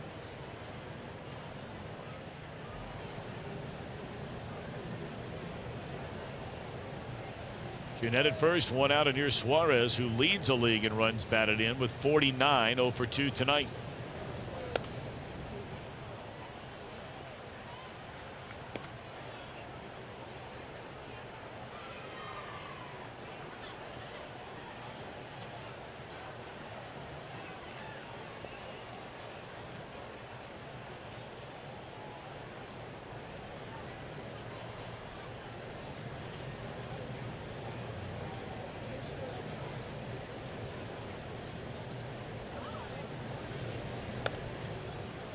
Another breaking ball that is fouled away by Suarez. He's bounced to third and flied out to right field. I can guarantee you one thing. There are some veteran coaches in that Royals dugout right now that are just probably steaming. I mean, because you never want to get angry at an error, but if you sidestep a ball, don't want to employ basic fundamentals, and these guys take ground balls every day before batting practice. Down the left field line, and that'll fall in a base hit. Jeanette read it beautifully all the way, and he easily goes first to third. That's excellent base running and recognition by Jeanette.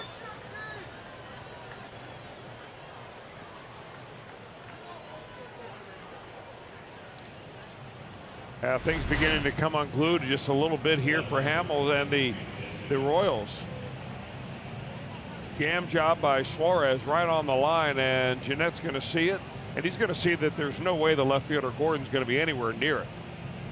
And he'll chug on into third base, so 90 feet away with one out. That's a key base running point there for Jeanette.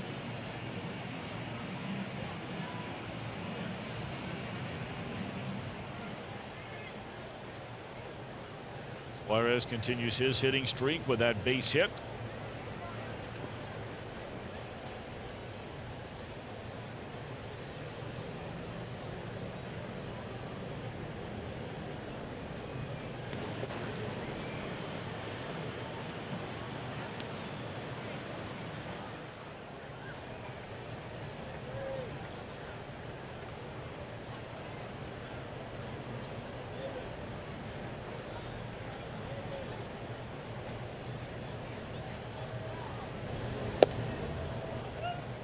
Winker is flied to left and flied to right.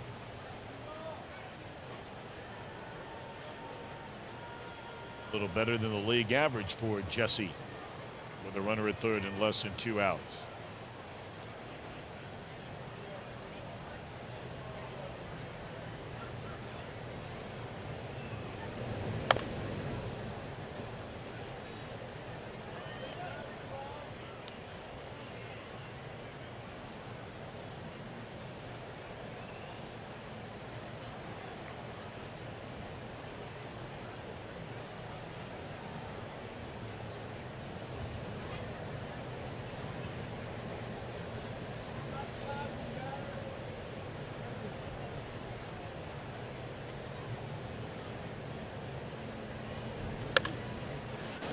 They get one, they throw to second, and it hits a runner in the back.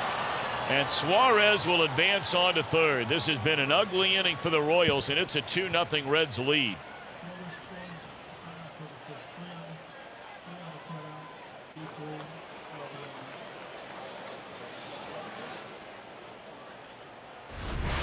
Well, right at the first baseman, as ground ball goes, and you're going to step on the bag. But you've got to make sure you have a throwing lane right there. And this is really where Escobar could have come off the base a little bit, one way or the other, to open up the throwing lane for the first baseman, Dozier. Didn't do that. Dozier's throw hits him in the back. The runner goes to third. No double play. I mean, when you're over there straddling second base and the runner's coming right down the path, you're not doing your first baseman any favors at all. So the Reds will score, and actually when the runner came in for the 2 runs in this inning, neither one of them occurred on a hit or a sacrifice fly. But it's 2-0 as they stand and stretch at Kauffman Stadium.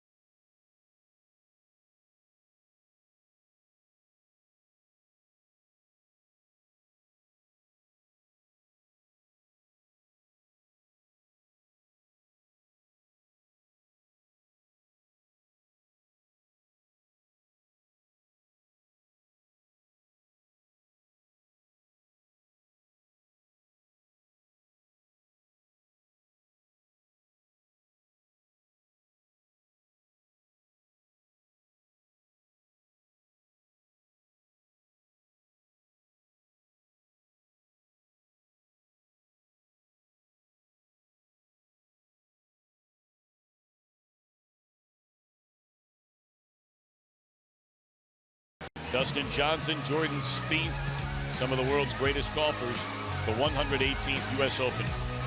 Live coverage begins tomorrow from Shinnecock Hills on Fox FS1 and streaming live on Fox Sports Go. Getting underway 9:30 in the morning. Ought to be a lot of fun this weekend watching that. And again, we're pulling for our main man, Will Grimmer. Yes, we are. The pride of Marymount High School and an Ohio State Buckeye. Qualified for the second time in the last 3 years as an amateur. That's a pretty rigorous qualification, well, too. There's no doubt about it. I mean, you've got the best players in the world trying to get into that tournament. That's why they call it an Open. Grimmer is, if not the best player, he's one of the top 2 players in the Big Ten.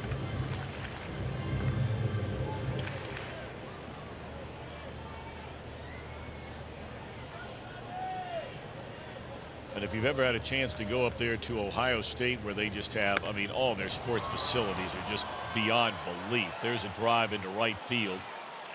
And of course, it's the state's largest school and all the money and so on and so forth. But you know, the football facility is named after Woody Hayes. The track facility is named after the great Jesse Owens.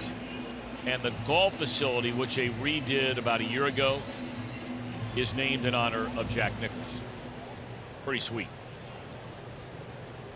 Those aren't too bad alums right there. Pretty good trio Jesse, right there. yeah, but Jesse Owens and Jack Nicklaus, not bad. Liner off the glove of Peraza. Hard hit ball by Soler. And that is the 3rd Kansas City hit of the night against Tyler Malley. Now, speaking of golf, your dad and I had a chance to play a little today. This looks like it could have been knuckling a little bit. Yeah. That may have been really fooling Peraza as that ball kind of went by him.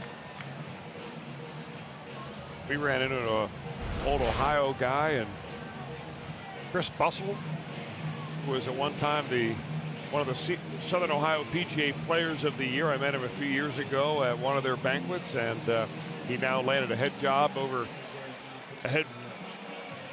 pro job at Oakwood Country Club here in Kansas City. Very and nice. was kind enough to have us out today. We thank him and congratulate Ken and Ruth Bussell. Mom and Dad, you raised a very nice young man. So Malley will get the hook.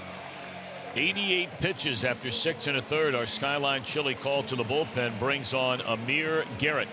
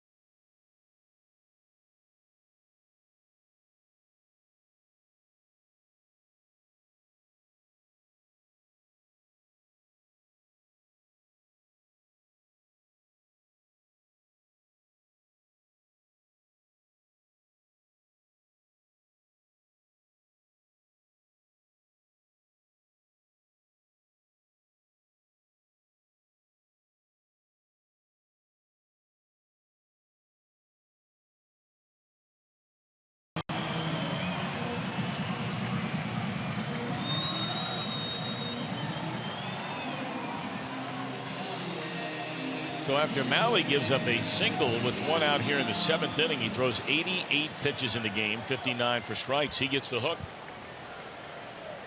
The 3rd time through the order has been a problem for some of the young pitchers in the rotation. Small score in this ball game, and I guess Jim Regelman thought a couple of hard hit balls are just going to have him go to the bullpen. So he goes left on left right here with Amir Garrett. Well, yeah, the right-hander David Hernandez warming up alongside of Garrett initially, and then he sat Hernandez down, who threw the ball well here last night. In fact, Hernandez wound up getting the win of the game last night. And Jared Hughes is now ready to go. Or you just know if you're a left-handed pitcher, you're facing a left-handed batter like this, you come in out of the pen, you throw a first pitch strike. And the next pitch, the batter tries to bunt, and he's backing out of the batter's box at the time he's doing it. I mean, you own this at bat.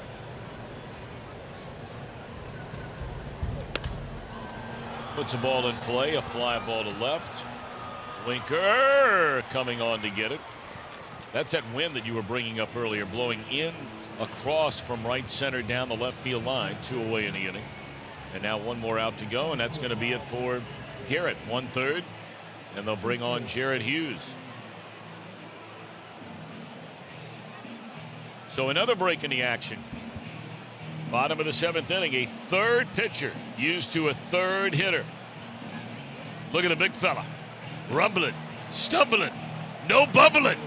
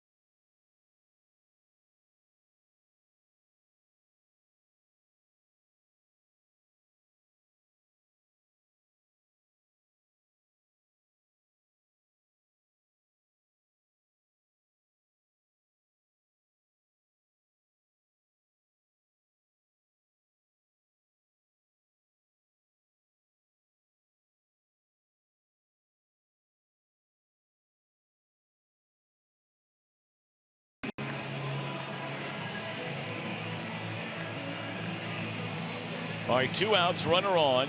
Over at first base is Soler. Reds lead 2-0. We're in the 7th, and here is Jared Hughes. Mr. Ground ball extraordinaire.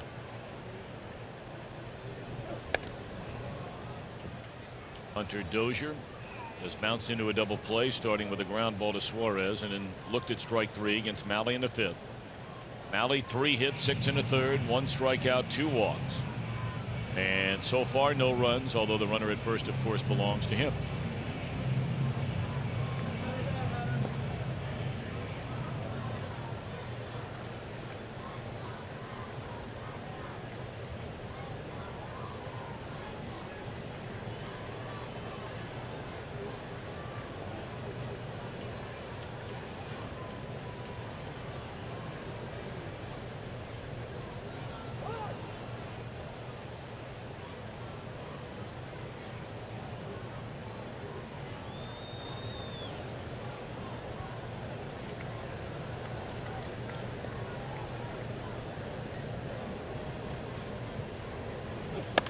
Ground ball. Hit hard, but that'll do it. So Garrett and Hughes get the job done. 8th inning around the corner. Reds lead 2-0.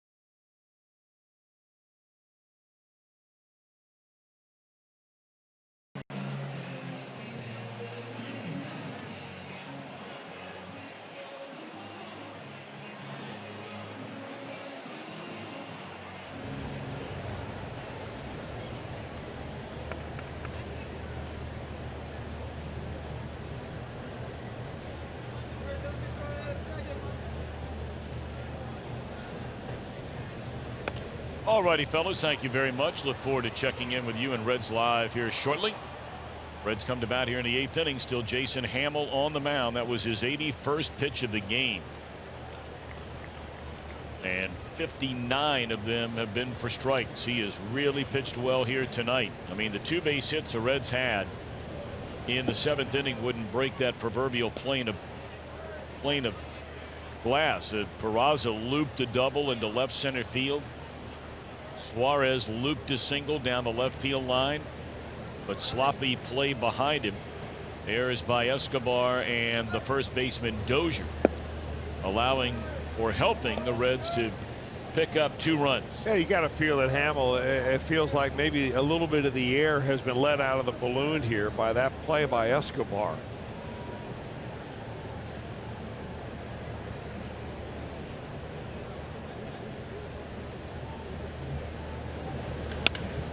Casali on the ground down to third. And Moose shall chant here for Moustakas makes a play. And now a quick message from Miami Valley Gaming. Get ready to get lucky.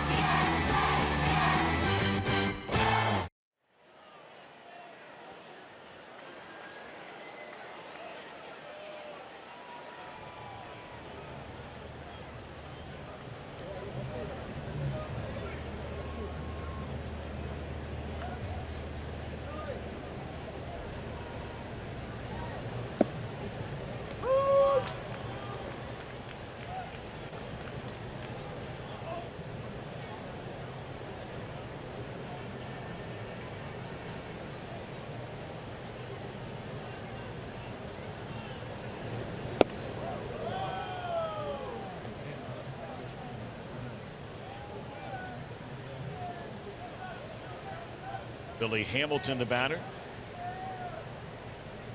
Hamilton 0 for 2, had a hit taken away on a diving catch in short left field by Alex Gordon. You know, just beyond the left field wall up there, they have one of the real instrumental organizations for athletes all over the United States and really all over the world now, and that's the Fellowship of Christian Athletes. That's their headquarters out there in up on the hill out in left field. They've been around since 1954. So many professional athletes, college athletes, high school athletes, pioneered by such greats as Otto Graham, Branch Rickey, John Wooden, Tom Landry, among others. There's a base hit into center field. And Hamilton aboard with 1 out here in the 8th inning.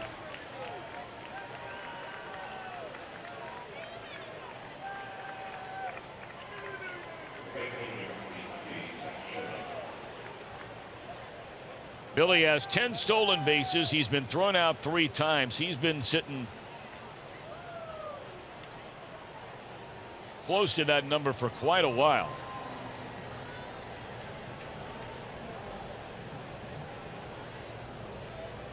He has 1 stolen base since the Reds embarked on that trip that sent them 2 trips ago to Colorado. Then, of course, they went to Arizona, San Diego. They had a 2-series homestand. And this ball in the air to deep left center field. No one's going to catch up with this one. And a tough break for Schebler. That ball bounces into the stands. Hamilton would have easily scored. But instead, they'll make him stop at third base and send Schebler to second. So now a chance to bust this thing wide open after a single and a double. Yeah, if this ball stays in play, Hamilton scores, and likely the Schebler makes it all the way to third base.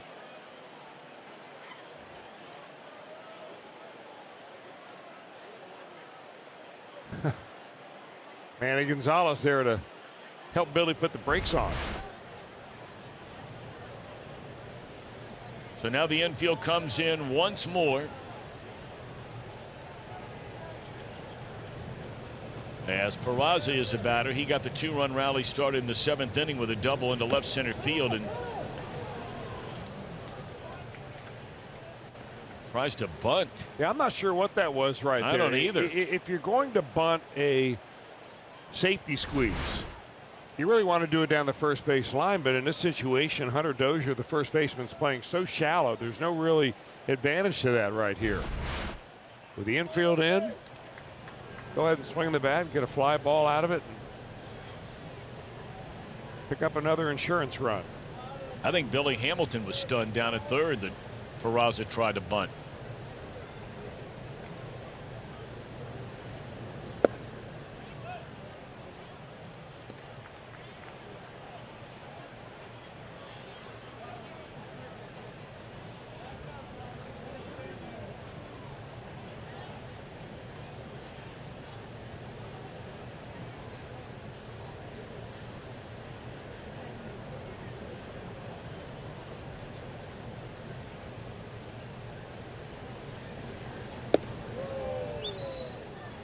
All breaking balls all the time right here. They're trying to feed on Peraza's weakness, and that's chasing that breaking ball in the outer part of the plate.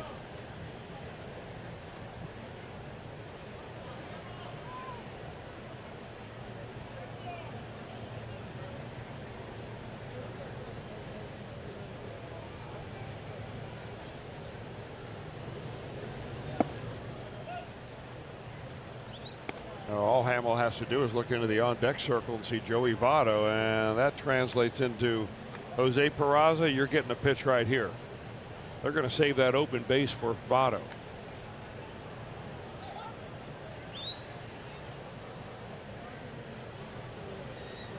Three balls and a strike on Jose Peraza after missing on 3 in a row by Hamill.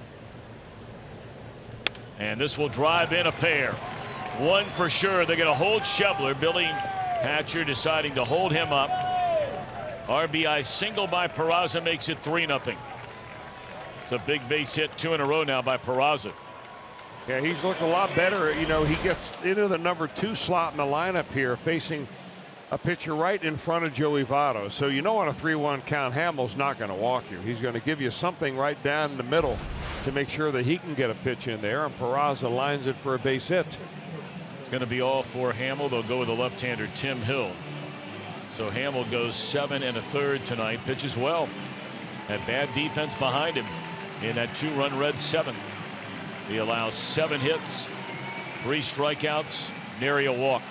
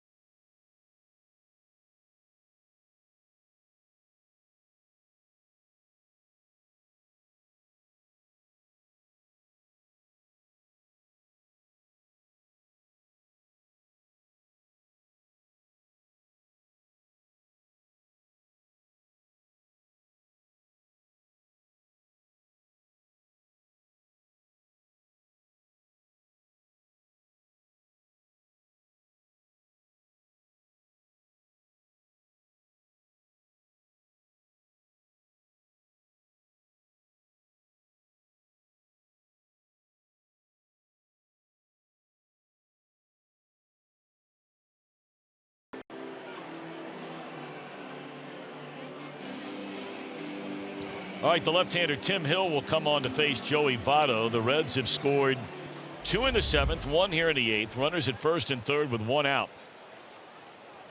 See the numbers on Hill. 20 innings, 21 strikeouts, 8 walks, and has only given up 1 home run. Opponents batting .243 against him.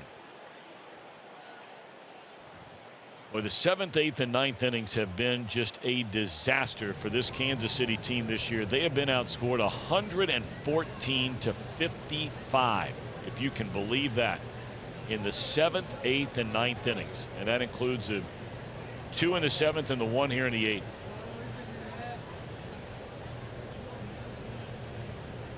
I mean, take a look at this bullpen.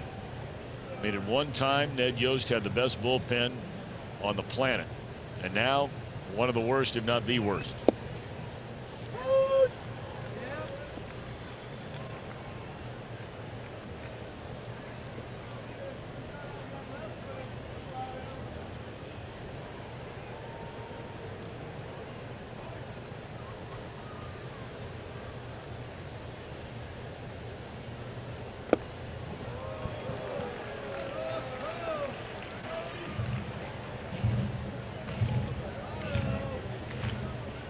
I can see why Hill would give left-handers some serious problems. I mean, this is one arm slot that you never, and I mean never, see a batter take batting practice from. Try to pick up the ball as best you can.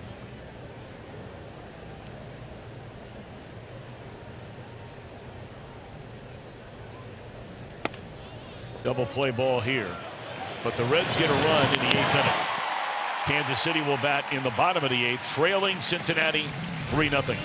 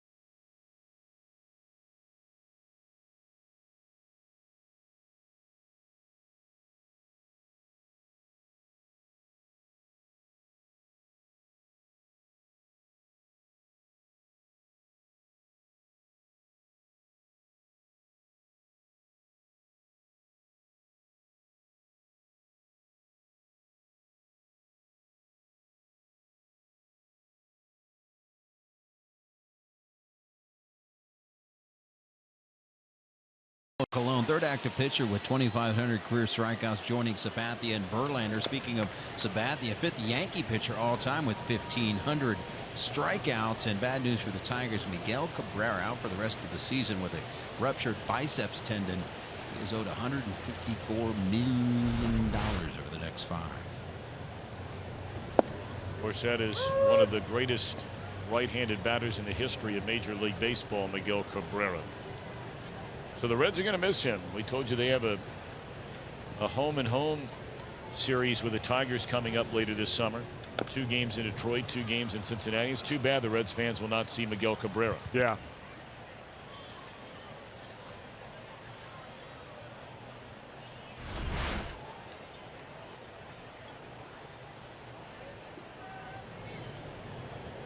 Escobar shaken up after fouling that one off his foot. Nice crowd here tonight, 24,899.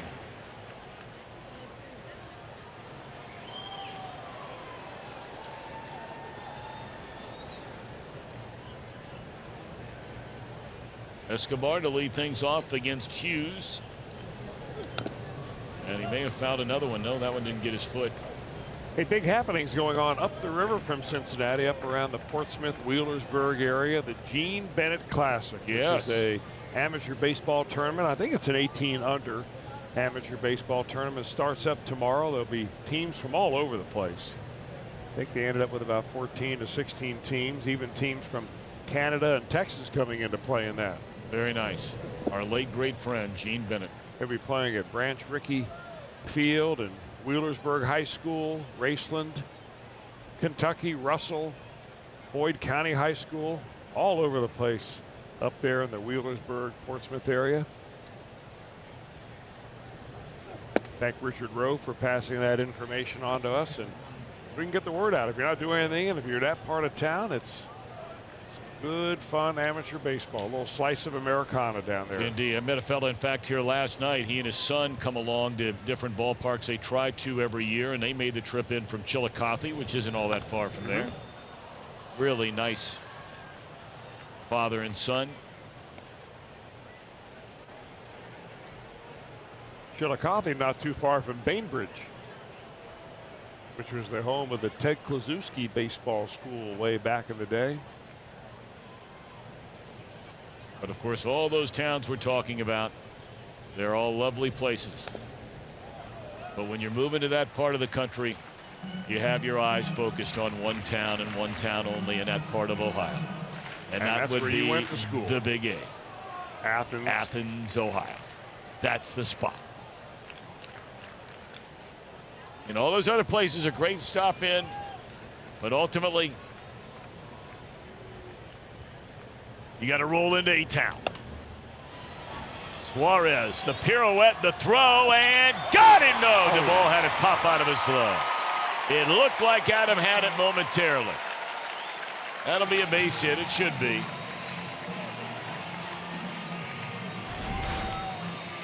Well, a nice play by Suarez to get to it.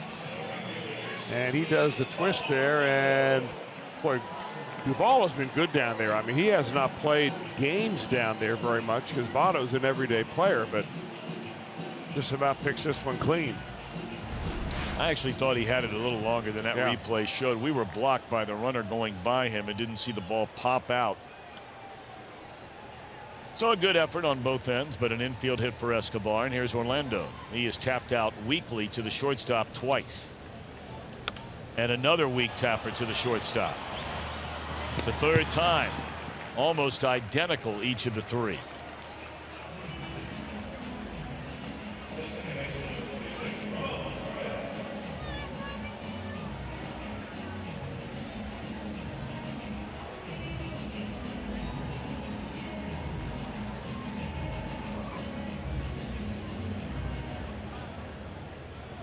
Now the batter Torres, the second baseman, is grounded to second and fly to center.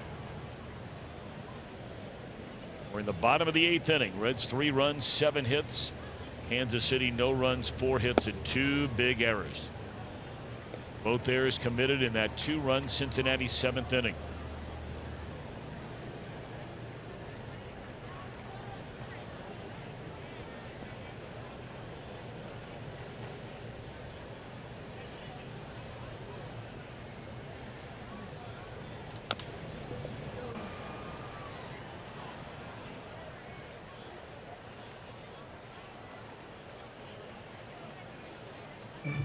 Well, we mentioned the Luke Bryan show is going on this Saturday night at Great American Ballpark. What Makes You Country Tour, featuring Sam Hunt as well. Get your tickets today at Reds.com/Luke Bryan. Great show this weekend at Great American Ballpark.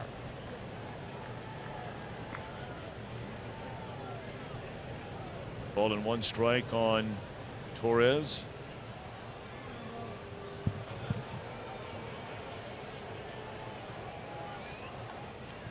Pretty sure that Escobar is not going anywhere at second base.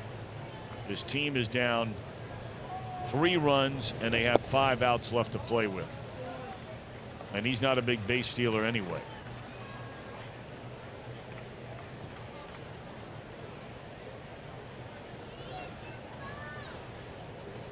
Reds have Raisel Iglesias cranking it up now in the bullpen.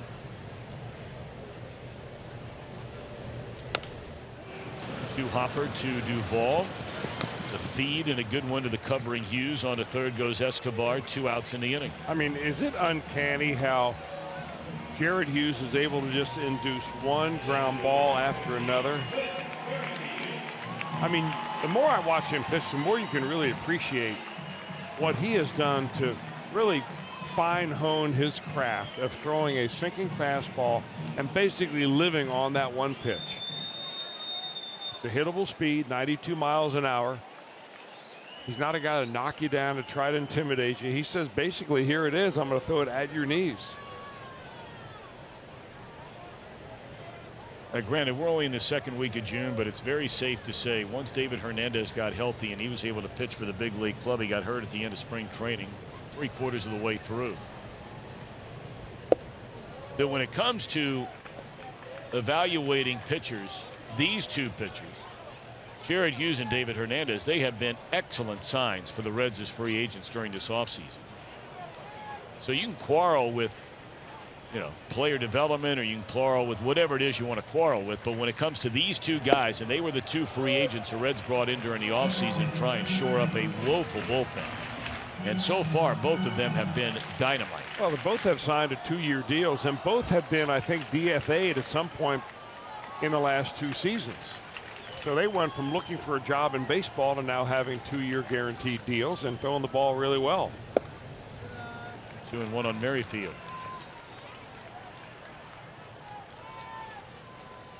And neither of them are these power arms that you hear people brag about coming out of the bullpen. Yep.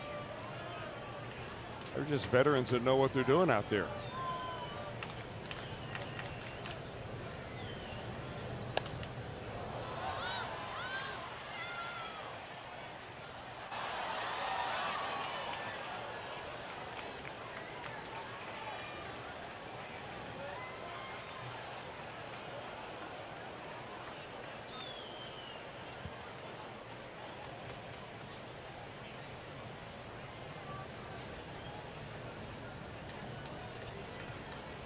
Two and two on Merrifield. 1 hit in 3 at bats, 2 hits in 3 at bats. Swung on and fouled out of play. Had a double up the left field line in the 6th. He singled to lead off the first inning against Malley. Malley 6 1/3, 3 hits, no runs, 2 walks and a strikeout.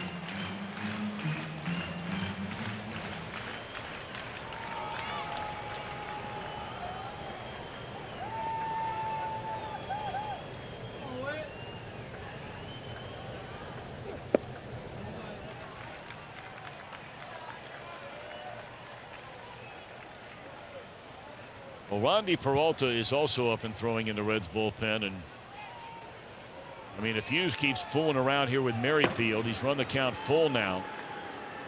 This might be the last batter either way that Hughes faces, because they may bring on Peralta to face Moustakas.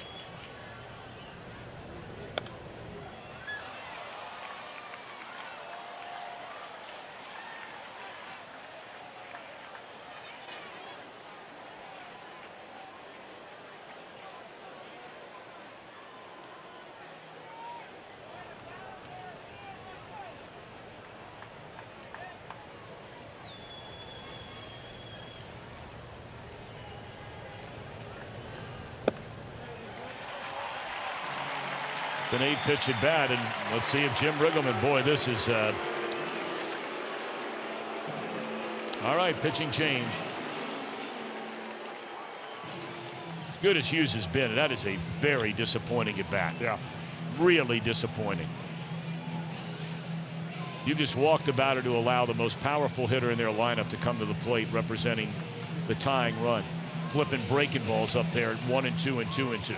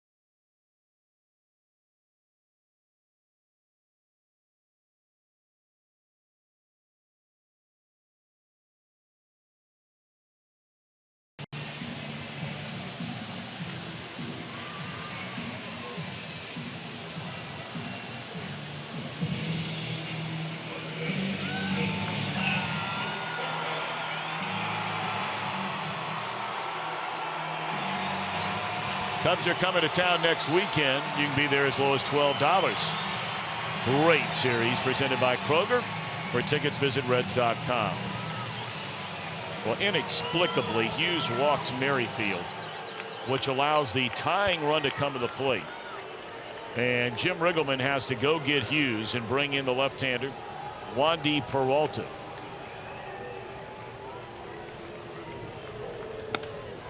Line drive center field, inning over. That ball hit right on the screws by Moustakas, but it's an out. We go to the ninth. 3-0. Reds in front.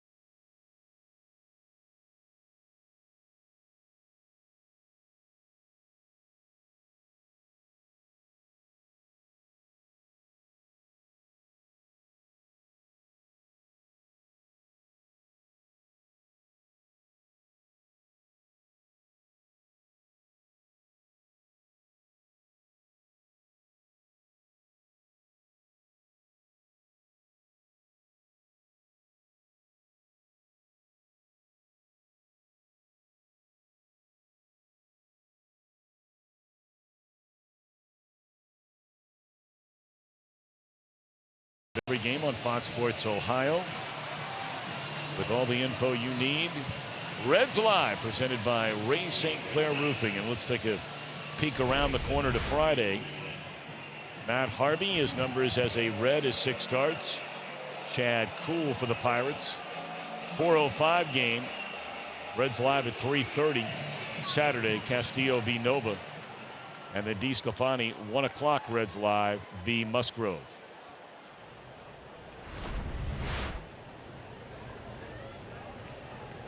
Still Hill, who got Joey Votto to bounce into a double play when he came on to face him in the 8th inning. He'll be facing Jeanette, and we'll see if then another pitching change won't be made. I mean, this game was flying along, and now all of a sudden we've seen what, 1, 2, 3, 4, 5 pitching changes in the last inning and a half.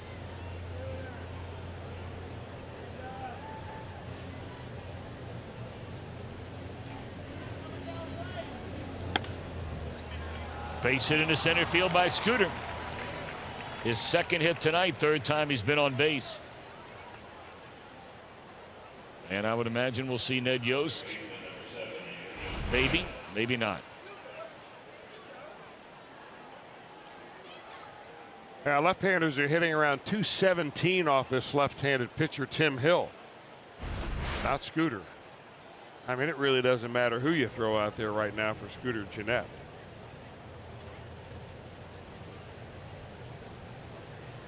Going to go with the sinker away here, look for a ground ball.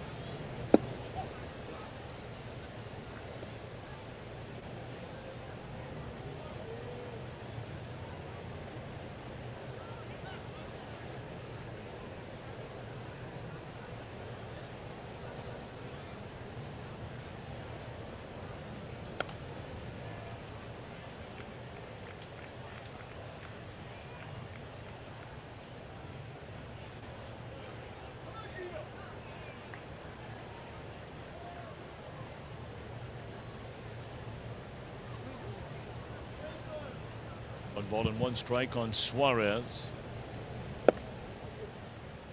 1 hit and 3 at bats tonight.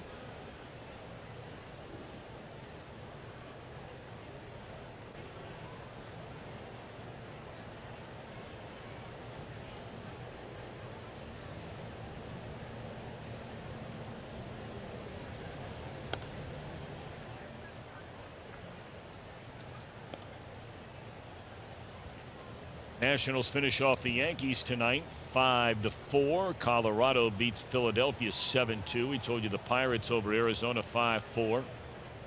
Cubs shut out by Milwaukee earlier today at Miller Park 1-0. Bouncer off the pitcher's glove. And everybody's safe. Off of everybody's glove.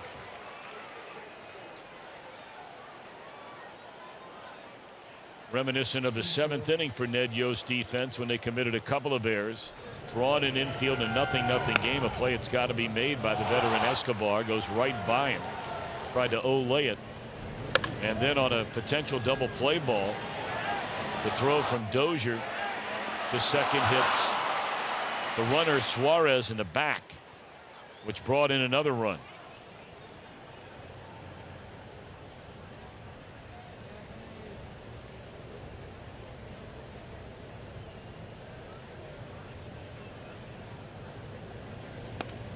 Winker puts down the bunt.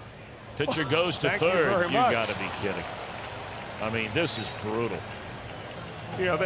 All we heard about when we came in here, Tom, is about how the Royals aren't scoring any runs.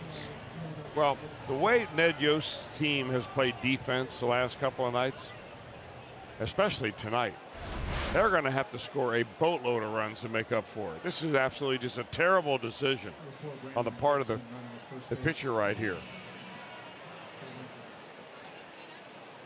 Normally, anytime if you're a left-handed pitcher, you've got to go towards a first base bag on a first and second bunt. Going to third base is not your first choice or any choice. Reds have him loaded in the ninth with nobody out. Another pitching change. Back in a moment.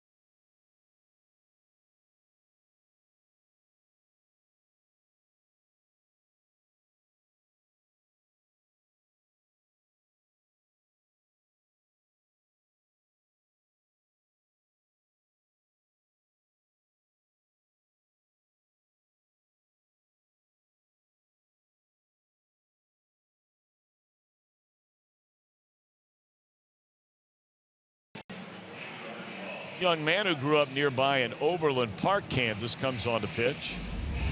Jason Adam. Drafted and developed by the Royals, 5th-round draft pick 2010.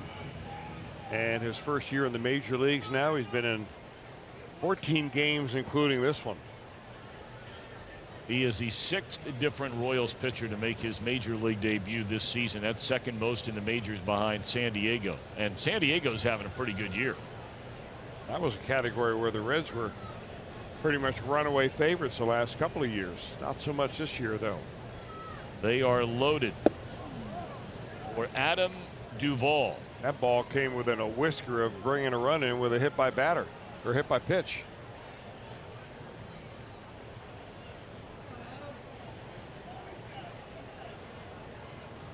If you're wondering about the scoring there a minute ago, you give the batter credit for a sacrifice.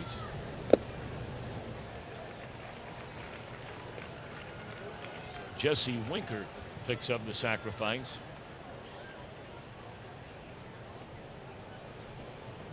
That is his first.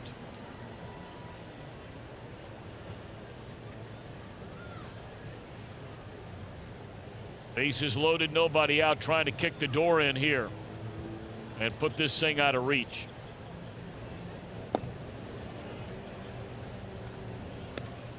Well, if he stays with the same pattern he did the first 3 pitches, this will be a fastball.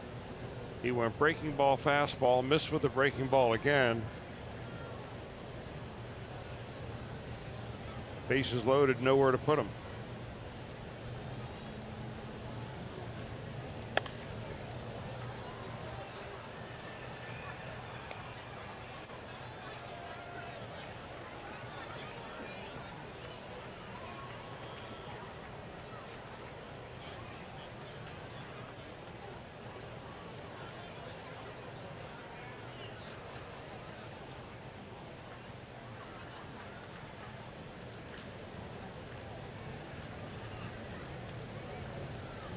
High drive way back and touch them all. A grand slam way out of here off the bat of Adam Duvall.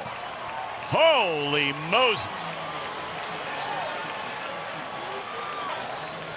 And that officially kicks the door down and opens the gates for hundreds flooding out of this ballpark.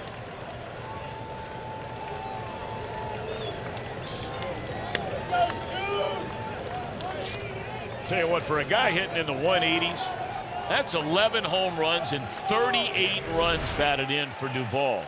Only Jeanette and Suarez have driven in more runs on this Reds team. Boy, it's been a frustrating year for Adam Duvall, though. And, you know, all along, when you've got a slugger like Duvall, who's never really hits for a high batting average, but does drive runs in and hits home runs, he needs the number of at-bats, the raw number of ABs to run into pitches that he can take care of. And did he ever deposit that one out of here? 414 feet on a 2-2 pitch. Yes, sir.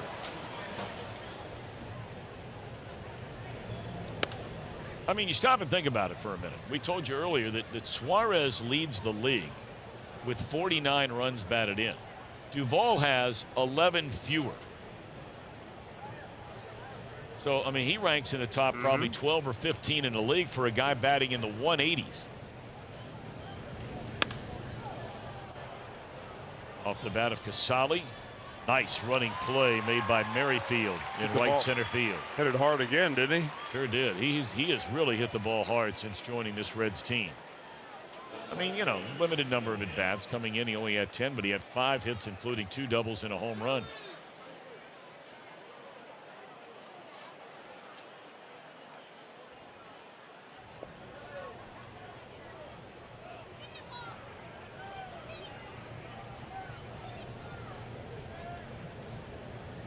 Kansas City bullpen, we showed you some of the numbers earlier. It's going from bad to worse.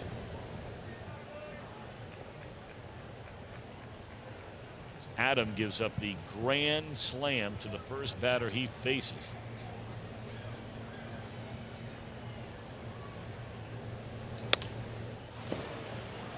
That'll be the final out in the inning, but a 4 spot, or the second out of the inning, I beg your pardon, excuse me. They still play with 3 outs in an inning. I know you're excited. I am excited. Nothing like a grand slam to get you going up here. Telling you. Waiting for our producer Josh Hall and our director Roy Alfers to start rolling to the commercial break with that grand slam by Duvall. Matt Sigafus on the trip, as well as Lauren White. And of course Jim Day will be all over the post-game celebration. Reds trying to make it 3 straight wins and get a 2-game series sweep. That ball hit Shevler.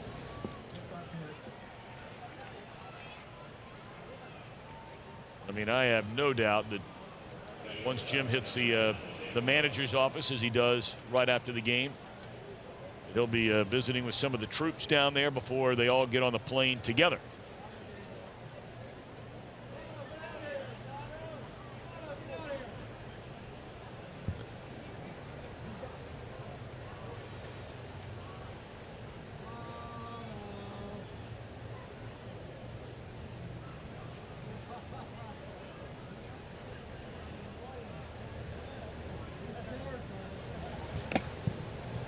So you tack on 4 more here. The Reds have scored all 7 runs in the 7th, 8th, and 9th innings. This Royals team has now been outscored in those 3 innings this year, 118 to 55. And in the 2 games of this series, the Reds in the 7th, 8th, and 9th have scored a total of 8.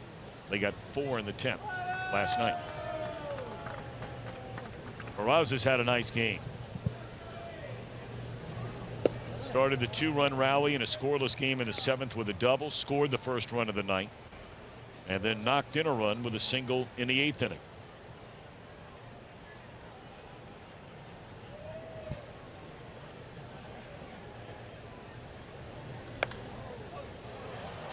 Who wants it? Perez trying to find it. He does. And that'll end the inning. Here's what we're talking about. This is what I was waiting for. The grand slam. 7-0 Redlegs.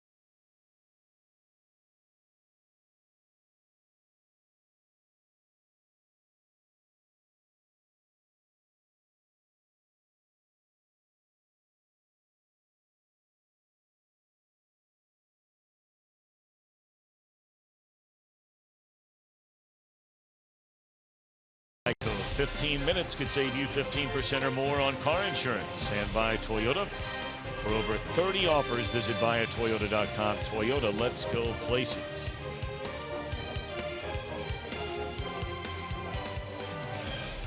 Four series for the Reds all time in Kansas City, and each of the first 3 have been a series sweep. Reds did the sweeping in '99, were swept in '09 and in '15 in a 2-gamer. Now Jim Riggleman's team with a 7-0 lead, 3 outs away from a 2-game sweep here in 2018. Raisel Iglesias clearly after the grand slam, not a save situation. And the Reds have a couple of other changes out there as well. Duvall goes into left field, so Winker is out. New second baseman is Alex Blandino. And the new first baseman is Brandon Dixon. Fly ball to right. 1 out in the 9th. For the Reds, this would be the 2nd shutout for the team this season.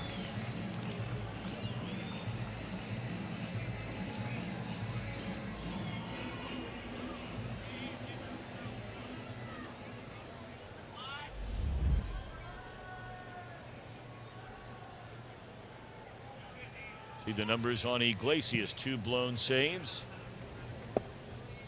By and large has been so dominant in virtually every outing. Did have the 1 stint to the disabled list with a bad left arm, not a pitching arm, the other arm.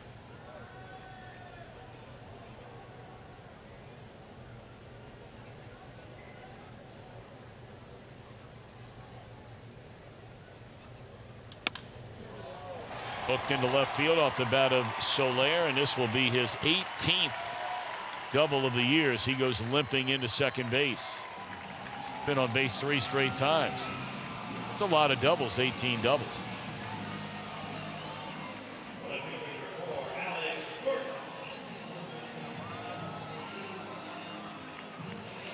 And he's hit the ball hard a couple of times in a row now. Soler has had the last hit in a line drive over the shortstop's head. That ball was hit so hard it was knuckling. Been 4 days since Iglesias has been out there, trying to knock some of the rust off. When he was out there, he worked 3 days in a row. Twice in the series against Colorado and 1 game on the 8th, the first game against the Cardinals. Got tagged with a loss in that game as he gave up 1 run.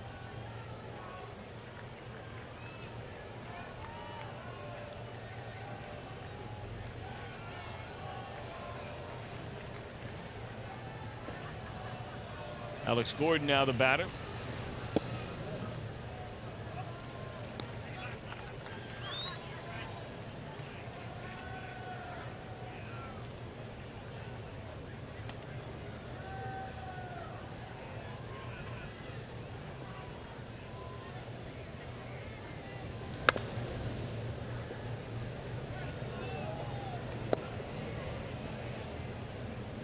Story of this series, undeniably, I mean, you can say, well, this is not a good Kansas City offensive team, and you'd be correct in that assessment.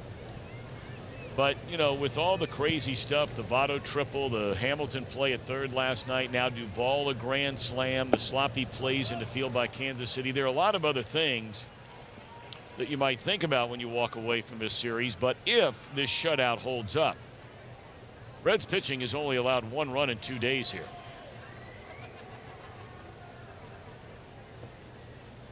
Right on schedule.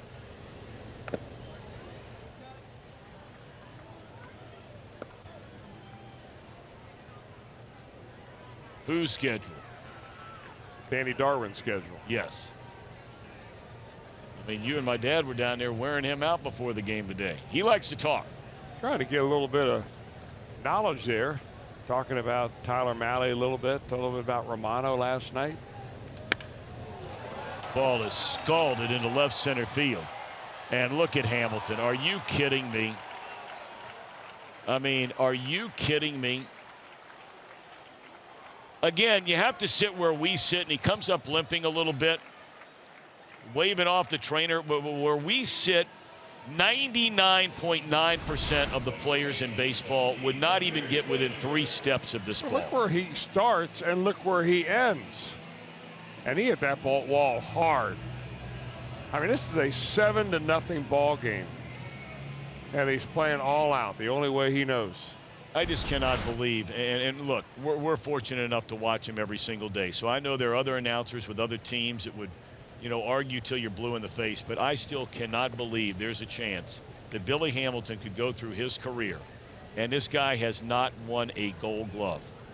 This guy is a spectacular defensive player. And I'm sure Ender Enciarte is really, really good. We've seen him already this year. He is really good.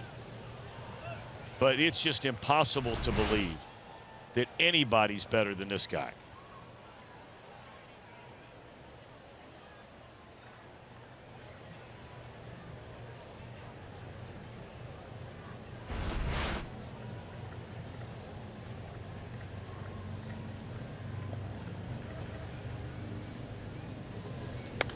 Straight up in the air, and this ought to do it. Brandon Dixon squeezes it tightly, and the Reds combine. Mahle, Garrett, Hughes, Peralta, and Iglesias on a 5-hit shutout. And the Reds sweep the Royals in a 2-game series. They win in extra innings last night.